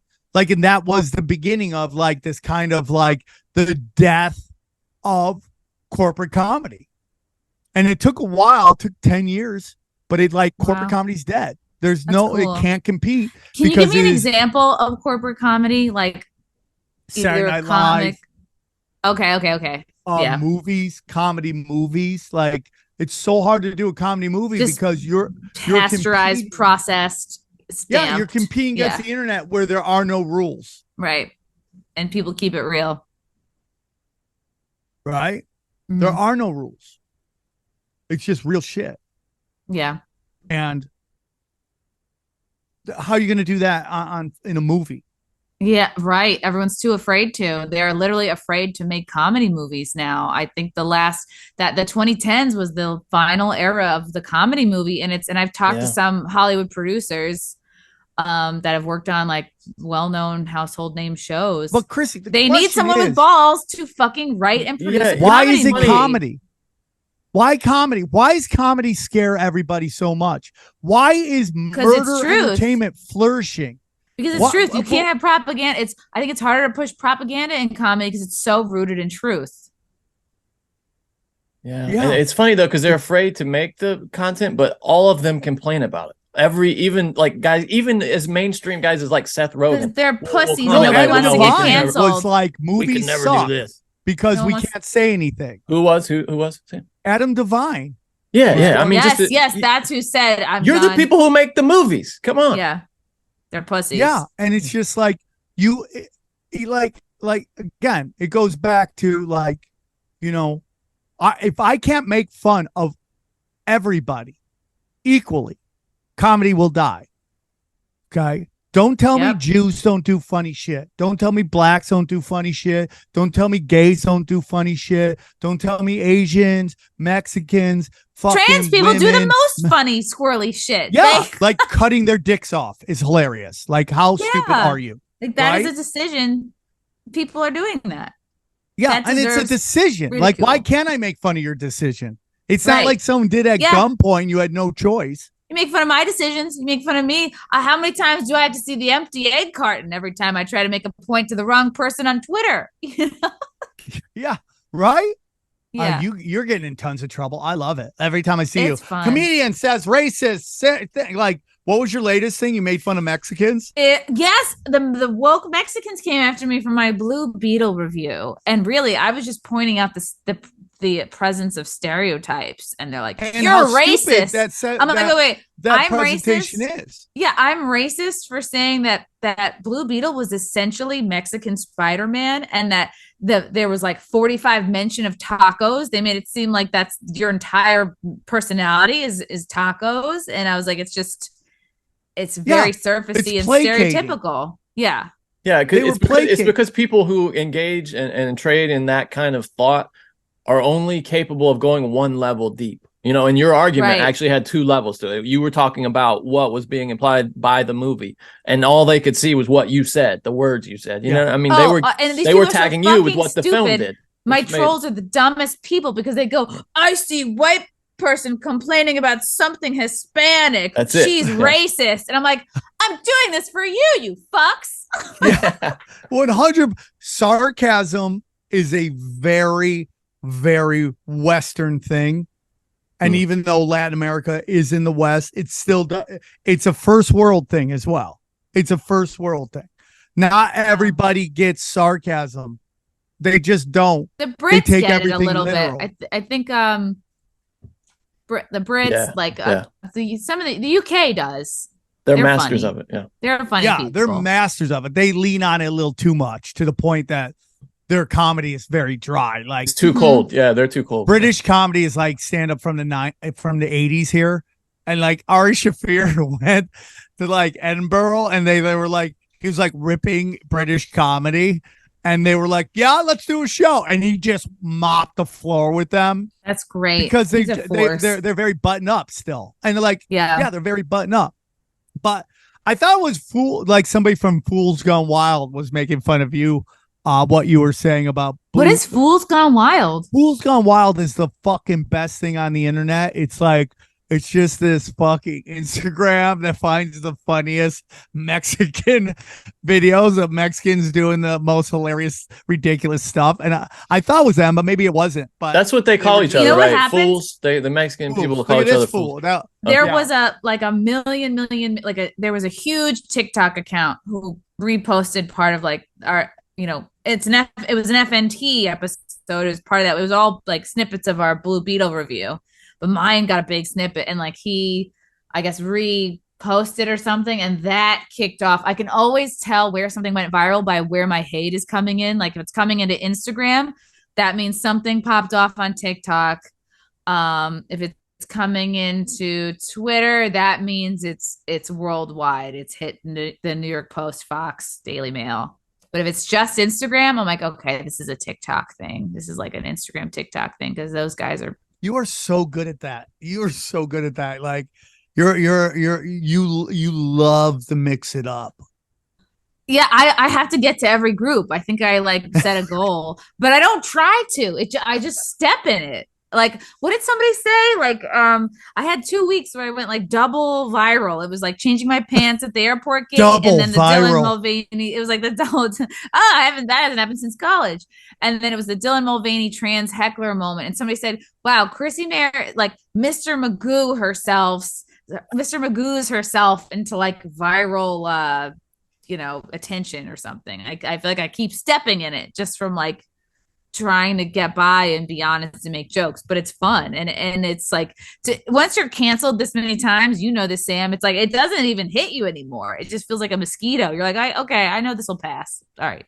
Big fucking deal. It's so interesting because people are always like, okay, boomer, you go, but everything sucks now, right? Like we all agree it sucks right now on a large scale. What is better you have more freedoms than ever. Yeah. You can pretty much do whatever you want. I don't know why the kids are always depressed and angry. They can make a living doing TikTok videos. Because life isn't hard enough, and kids are not physically challenged enough. They're not mentally challenged. They're too fucking soft inside and out. And human beings need challenge to feel like purpose and validation.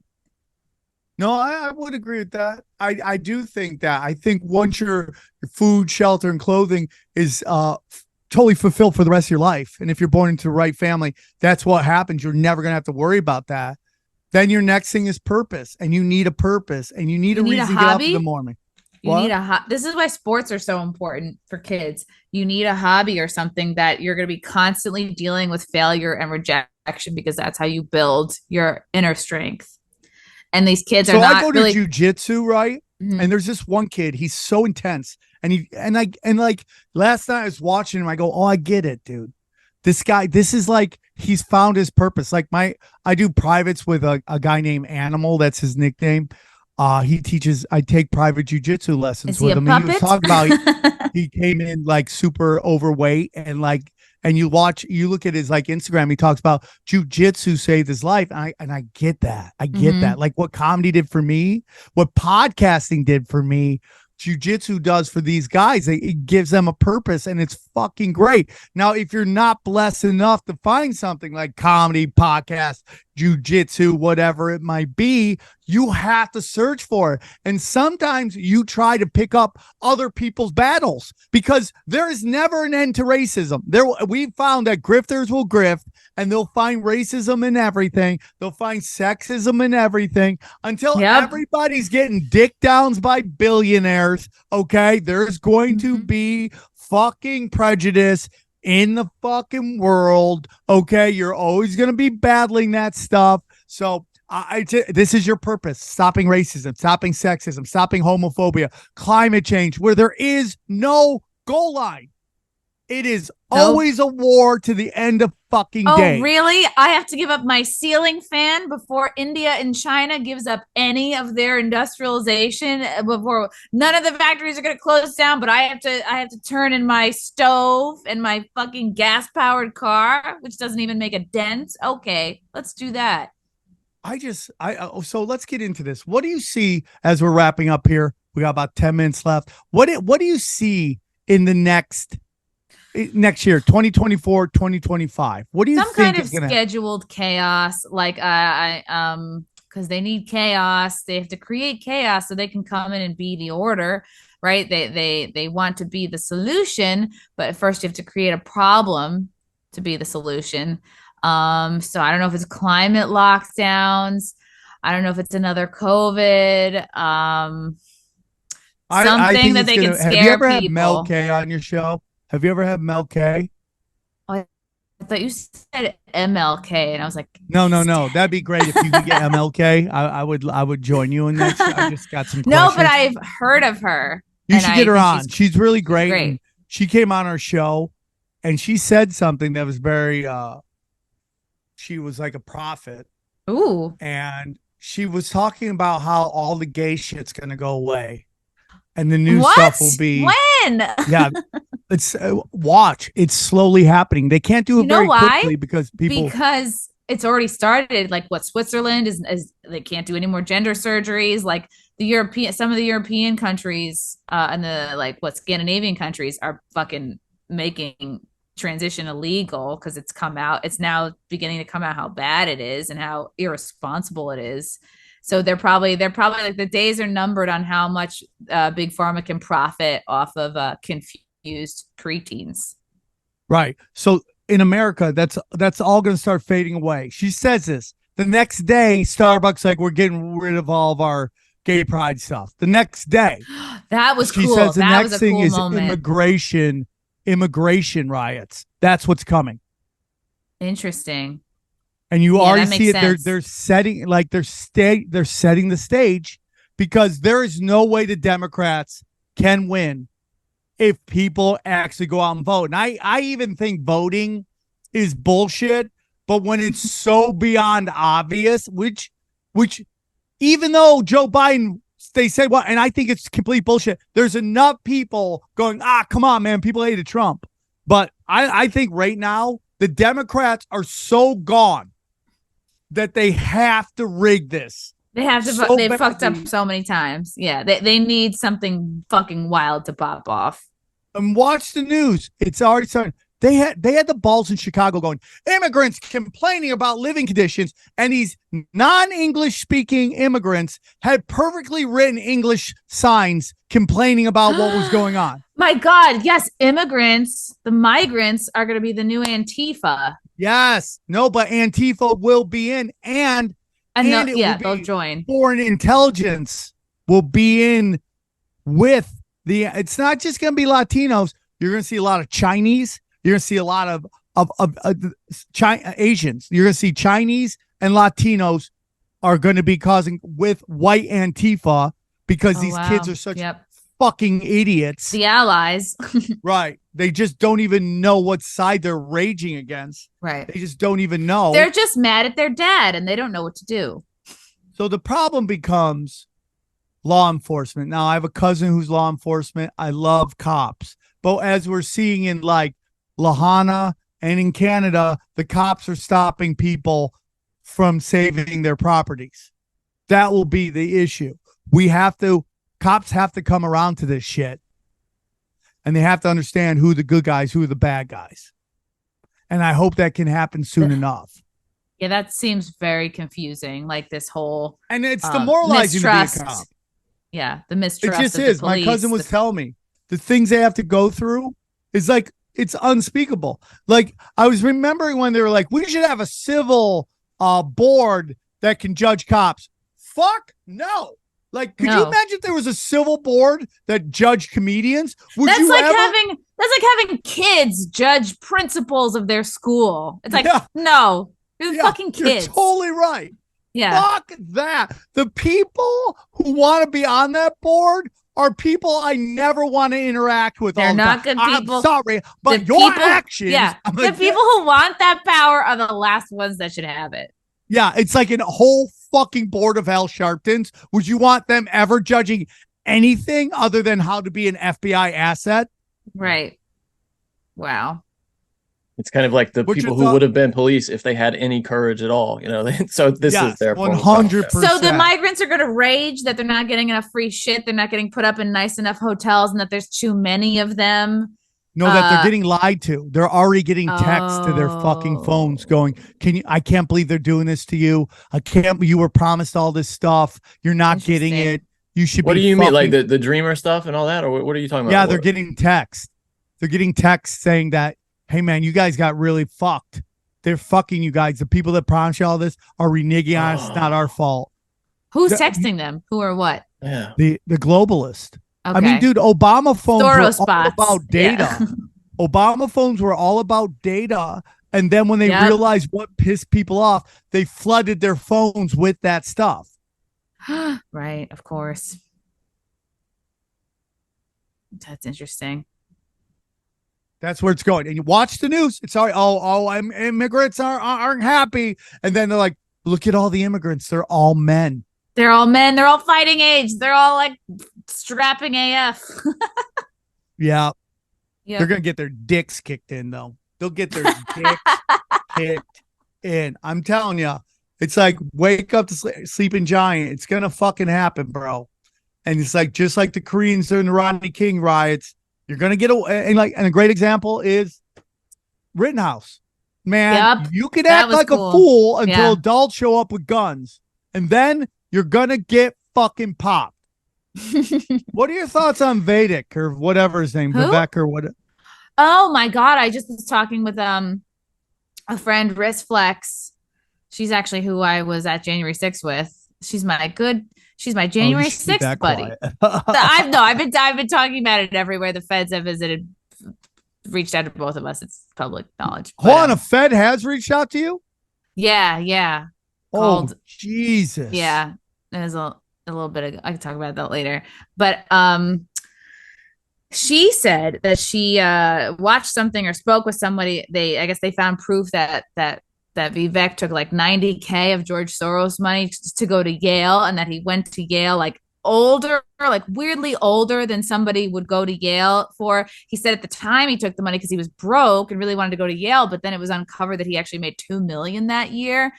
So the theory is that he's being set up to be right-wing Obama, that he's anti-establishment, Yes. he's brown, he's Yes. saying, he's echoing a lot of populist Trump points and like, oh, the Yes. people love him, but he's sucking on that Soros teat. So it's like, after I heard that, I was like, yeah, you gotta dismiss that person. And I have more faith in the right getting rid of bad people than I do the left. I just think they're way better because the right, their principles, I'm not saying they're perfect. They tend to be the right. I'm not talking about Republicans. I'm saying conservatives tend to be more to God and family. And that's the most important. I don't know thing. about that, man. Okay. I mean, this is the side that elected Bush twice. I mean, a stone cold murderer. Yeah, but the only thing they didn't know what he was by the second term. I mean, a guy who said that, hey, I humble foreign policy, no state building, and by the second term, Johnny, but we're everywhere. Listen, I'm not saying you're wrong. I'm saying that party and that time versus not the Republican Party, but the feeling in the country. That's just my opinion. And 9/11 fugazi'd everybody's fucking brains, shish kebab them. Okay. I mean, they put McCain up there too to run for president. The right, but I think that again, party and McCain was put there to get Obama in. But those are the people that, those are the people that vote. The people who have party, they vote in the primaries. But look at how McCain was treated towards the end. The conservatives saw him as a treasonous traitor. They didn't like him, and he was right. And some of them voted for Obama, which Jesus. Yeah, but Obama was how many terms ago? Yeah, are you saying they're more discerning? Like they've become more discerning, is what you're saying? Yeah, I feel as the mainstream legacy media has died, and people now are getting their information from their peers more than they get from the establishment. Right? That's my humble opinion. I'm not saying Fox News doesn't have a little foothold still, even though it's weakened day by day. And going back to the Mansfield, I think there's a lot of feds in the conservative side as well. Yeah, well, that's an example in the other direction, Tucker. Honestly. You don't like Tucker? Wow. I don't trust him. Damn. See, I like him. I do. I'm not listen. He's so lovable. Again. He's like Christopher Robin. He has great hair. That's so funny, Christopher Robin. He has a soft voice. But to me, like the way Andrew Tate popped is a perfect example of the wool being pulled over that whole group's eyes that you're talking about, because there are so many people in that. But I don't see that Tate as a leader of the conservative movement. I see Tate as a guy who resonates with young guys who've been getting their dick kicked but there's major overlap by feminists forever. What? There's a lot of overlap there, though. I don't see the conservatives being in the Tate camp. That's my opinion. I'm not. You think saying those people are liberals? What? The Tate people. I think they're young people. I don't think they're conservative or they're not political. You're saying, okay. I don't think Tate is a political movement. I think Tate is trying to capture a bunch of young guys by pushing them to what Chrissy was saying, which was on the side, which is, feminism and put yourself above women sluts. Instead of put yourself above women. It's like an old school kind of misogynist, like, don't partner with women. Don't build a life with a woman. Like, but I don't see it as a political movement. Profit. That's what I'm saying. It's more of a cultural thing. And maybe I'm wrong on that, but I don't see that as a political. He feeds something very toxic that's ultimately detrimental to like men and women. Well, he's also just an admitted scam artist. I mean, and brags about it. There's so many clips of him just bragging about scamming the very people, lonely men that claims that he's out there to uplift, just scamming them of their money. With you. And I think that's why he hasn't quite come back to the level that he used to be, because the word is out. That's my opinion. That's my opinion. But we will see. I don't think anybody other than Trump has a damn chance anyway. So. Yeah, I agree with you. And we could get into all the shit with Trump, because there's a lot of reason not to like Trump. There's a tons of reason. He violated the First Amendment with his EO about fucking ban, divest, sanction. That's a clear violation of the First Amendment. He gave $10 billion to Bill Gates. He kept in Dr. Fauci. Okay. He gave weapons to Saudi Arabia, who is currently fucking us in the ass with oil prices. Okay. Like, we can do it all the time. I mean, we could do it. But I have more faith in the right getting rid of Vivek or whatever his name is Vivek, than I have the left getting rid of anybody on the left, because their whole identity is based on progressive ideals, which At is first, I just thought Vivek was here to do IT, in Yeah. case the other candidates forgot their passwords. I love that. He's a slick son of a bitch, though. You have to admit. I mean, he's damn a slick. smooth Dude, operator. when he rapped, I go, okay, this guy's a fucking wolf in sheep's clothing. When he's like fucking 8-miling it, it's like, That was weird. dude, That's so cringe. Yeah. Yeah. It's like, why don't you just play a saxophone on Arsenio Hall at the same time? Well, it's so funny too. He went on Mar's podcast, and Mar was like, "Dude, you got to cut that shit out. Like, what are you doing with the?" Even Bill Maher was like, "Come on, man, that's over the line. Stop it. You're trying to run for president." Stupid. Nobody wants to hear a fucking presidential candidate rapping. It's his moment. It's his hot sauce in my purse moment, basically. Yeah. I mean, well, Clinton it's also with the Obama saxophone. hooping. That's what he's trying to do. Yeah, that was Obama's whole thing. Obama loved to hoop. He loved to put balls in holes. Yeah, and we should have known it right there. God, what if they're trying to run Michelle as like the first trans president? Oh, they're gonna do that. Yeah, and they're gonna reveal it at the last second. I'm telling you, they're gonna run Joel until the last second, where they can throw his body on the side of the road. And Michelle Isn't that Obama, what we were told about his whole presidency was going to be? We were going to end up with Kamala, though. I think they're going to run his corpse. because they found out how fucking stupid she was. I agree. Like, She's so, but she is a perfect demoralization, dude. When feminists are like, "This is who's going to be quote unquote the first female president," it's demoralizing. That's what they want. You're like, it'll be Trump versus the corpse of Joe Biden. I fully believe that. We'll see, dude. I think he's gonna. I think he's gonna get him right, and he could even run for a while, then fall off, and she just steps right in, dude.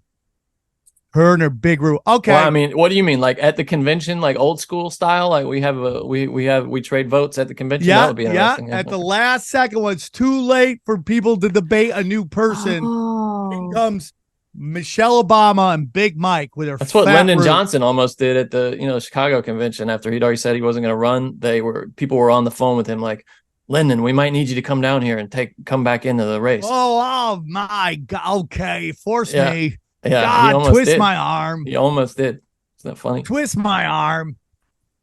All right, Chrissy, one more time. Tell them where they can find you. Yes, find me at ChrissieMayr.com. That's where you can get tickets to any of my upcoming shows. Again, this weekend, Friday and Saturday, I'll be at the Pineapple Hill Saloon in Sherman Oaks. September 23rd, I'll be in Mayapack, New York. December 21st, Minnesota. December 27th, 28th, Long Island. December 3rd, Tampa, Florida. January 5th and 6th, San Diego. So and I'm working on getting new shows in there too. For my show Wet Spot on Compound Media, that's compoundmedia.com, 7 p.m. Eastern on Mondays. And my show Simpcast is an all-female, based female panel show, Sundays at 9 p.m. Eastern on my YouTube channel. And then I do one-on-one interviews, here and there, all over. You have the best show names. Props for that. Thank you. Milo Yiannopoulos made fun of me. The first time I ever met him, it was at the Compound Media Studio. He was renting it out to do a show there, and he's like, I was like, "Hi, Milo. I think you're cool. I'm kind of a fan. I don't know. His energy fills up a room. He's a force that you can't ignore." And he's like, I do a show here. It's called The Wet Spot. He's like, "Ugh, that's dreadful. That's disgusting. Like, you got to change it immediately." He's like, "You're turning off exactly the people you're trying to attract." I was like, "All right." He's like, "You look frumpy. What are you wearing?" I was like, "It's nice to meet you. Wow." He fucking skewered me, and I was like, "This guy's cool." That is so hilarious. Yeah, he's funny. And then he blew off I tried to interview him twice, blew me off twice. I was like, "Wow, this guy's really something." Well, make sure to send me all the links so I can include it in the description of the show. Good luck on your shows. I wish I was here, but I'm going to be in Austin. Guys, go to SamTripoli.com. Check out my dates. I'm adding dates as I go. I love my life. I love you guys. I'm so thankful you guys enjoy this. Enjoy the show. Without you, I'd just be talking to myself. And please stay tuned for some highlights of some of my other shows. My shows have been fire. My numbers are going up. So thank you for those who are watching. Thank you for watching because our numbers just keep going up.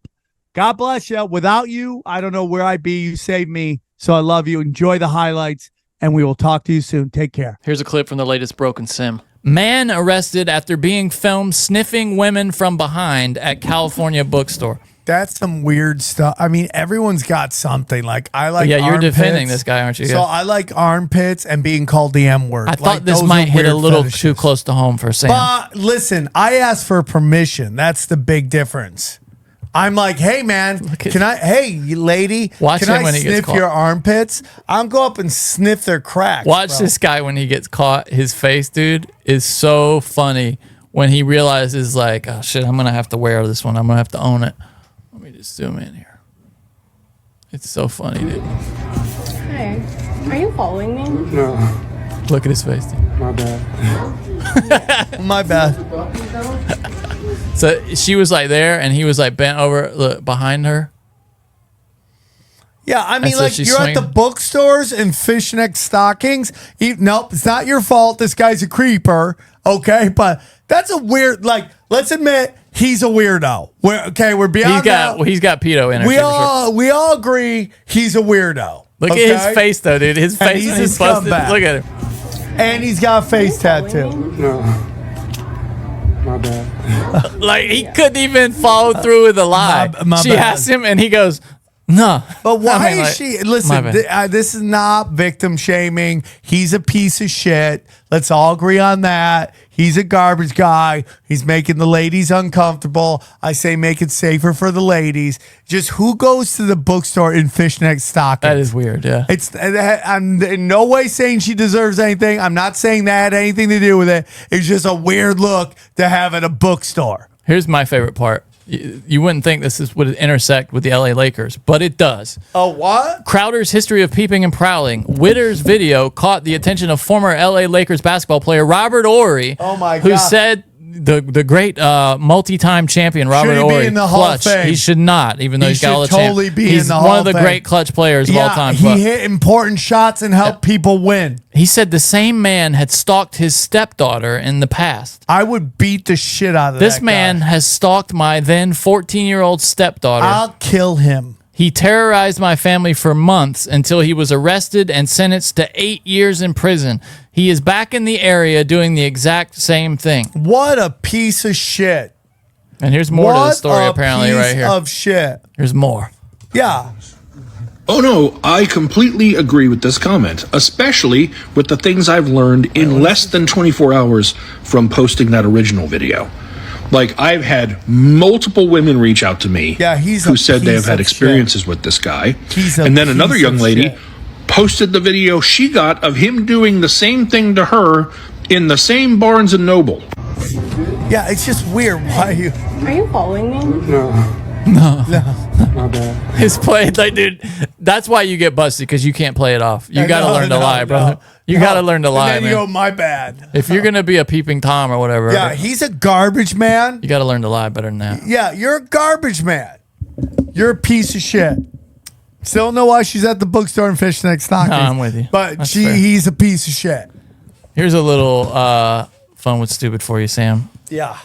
And it's Oh my celebrity fun with stupid. So I mean, like, listen, Johnny, I'm gonna be honest with you, man. That'd like, be a nice change. Let's hear I'm it. always honest with you, but I'm gonna be real honest with you. I do not like teeing off on women. I have 2 daughters. I love them very much, and I just like to have fun discussing how ridiculous women are. Okay, because I'm a guy. And women, it's men versus women in the discussion on who's more retarded. Okay. Yeah, I mean, those are the options. You're right. Yeah. Right? It's like, Unless I'm you on listen to team the guy. You liberals. ladies are on team woman. We can talk about each other. Like, Britney Spears is the arc of the Western woman. Yeah, it's like exaggerated. She's like a caricature of the art She is of the Western world. a giant, like, she is the greatest example of that. She's like, what's it called? She's, oh man, the words are escaping me this night. She's like amplifier. Stereotypical? What? Yeah, I guess like she is like Prototypical? typical of the arc of the prototype? yeah, The archetype? where like when they're really young, you're like, okay, that's a little too young. We couldn't do that. Hypersexualized at a young age. At super young age, and then they kind of go through their whore phase, right? And then they want to lock it down, and then like everyone's like feels bad for them because like they have horrible taste in men, and they make the worst taste, and then they get to a place where like they're like, how old is Britney? 38 now? Oh, she's older than that for sure. How old is Britney Spears? 41. 41, and now she's softcore porn. And that is every woman her age that was super hot at one time does this because the heads aren't turning like they used to, right? And this is what we're talking about, is her just straight up stripping on the internet here. Yeah, I mean like, she's but on this a is stripper everything pole. she's doing. Now, you remember the Free Britney, and everyone's like, we got it. She's got to have free will and help her. And the minute she got like on her own, what's she doing? Butthole shots. She's letting her dog sniff her cooch. Did you see that one? Today I learned Britney Spears has no ass, by the way. I had no think idea. It's a nice ass. You're crazy. She Yeah. has no ass. Johnny, she has a perfect ass. It's really nice, and she is still hot. Dude, there's almost I don't no care. ass. Like it almost goes straight from her Johnny, back to her leg. Stop it. She looks great. Now a clip from Conspiracy Social Club. Regretfully, Putin is declining an invitation to Prigozhin's funeral. Color me shocked that this happened. Is anyone else shocked that this happened? No, you can't lead a mutiny against Would you ever get on Vladimir a plane Putin. with this guy? What? Would you ever? No. Hey, man, you want to go for flight? Not with you. I'll meet you there. I'm going to hitchhike there. I'll be there in 4 months. Yeah, I'm gonna exactly. I'll be walking. Yeah. Like this guy somehow thought that he wasn't gonna be completely taken out. Right. You led a mutiny against Vladimir Putin. You have to be nuts, bro. The price of failure is 100% death. Imagine when you just go into work that day. You're like, today I got to go. I work. I got this great job on this private jet. And then that dude walks on. You're like, oh, man. I mean, and oh my God, dude. I gotta get off. Why did I turn down that job where I just basically hand out candy and towels in the shitter, right? Hey guys, real quick, I want to tell you about all the wonderful stuff we got going on SamTripoli.com. Check out tinfoilhat-t-shirts.com. We got 2 more about to go on, some brand new shirts, so check that out. My cameos are fire as well. Cameos are fire. I'm giving you 3 5-minute cameos going deep dives into everything conspiracy, or I'm giving you positive reinforcement, whatever you need. You're doing birthdays too, right? We're doing birthdays. Woo-hoo! We're doing bar mitzvahs. You're about to lose your virginity. You're going to have your first threesome. Whatever it is, I'm going to encourage you to do the best you can and drop the hammer of the gods. Guys, I also want you to check out Wise Wolf Gold and Silver. I'm part of their Wise Wolf pack. I'm buying gold and silver or precious metals from them every month. Join me. Get those precious metals for the end of times, or at least the end of the fiat dollars. We also have, I love some of these other stuff, AquaCure Hydrogen Brown Gas. We've had the inventor on. We've loved it. Wiseman's told us about the importance of hydrogen. Get it. I had people at my last show tell me how much they love this stuff. So go get it. You use the promo code. You'll get a little discount. Come on. Get yourself some hydrogen brown gas, everybody. It's a great way to support the show. Harley Ray Candles and Crystals, some of our favorite people on the planet. This is a great way to get your mystic on, your mysticism on. You need to fight off the powers of evil and use these candles, these crystals, the sage. It's all there, a one-stop shop for all of your mystical stuff that you need. And our new affiliate, Tim James and Chemical Free Body. I love his stuff. I use it all the time. He's one of the best in the food gut industry. Check him out. He's got the best supplements. He's got the best workout programs. I love him to pieces. Check him out. He's a good friend of me. We talk all the time. He's got everything you need to get the right vitamins, the right balance, and everything. And if you use the promo code TINFOIL, you get 5% off. So check it out. Help us help you. Help us help you. And enjoy. We go deep, homeboy. Aaron, open your mind. Drink from the fountain of knowledge. There's lizard people everywhere. That's some interdimensional shit. Wake up, Aaron. This is only the beginning. Dude, you just blew my mind. Tinfoil hat.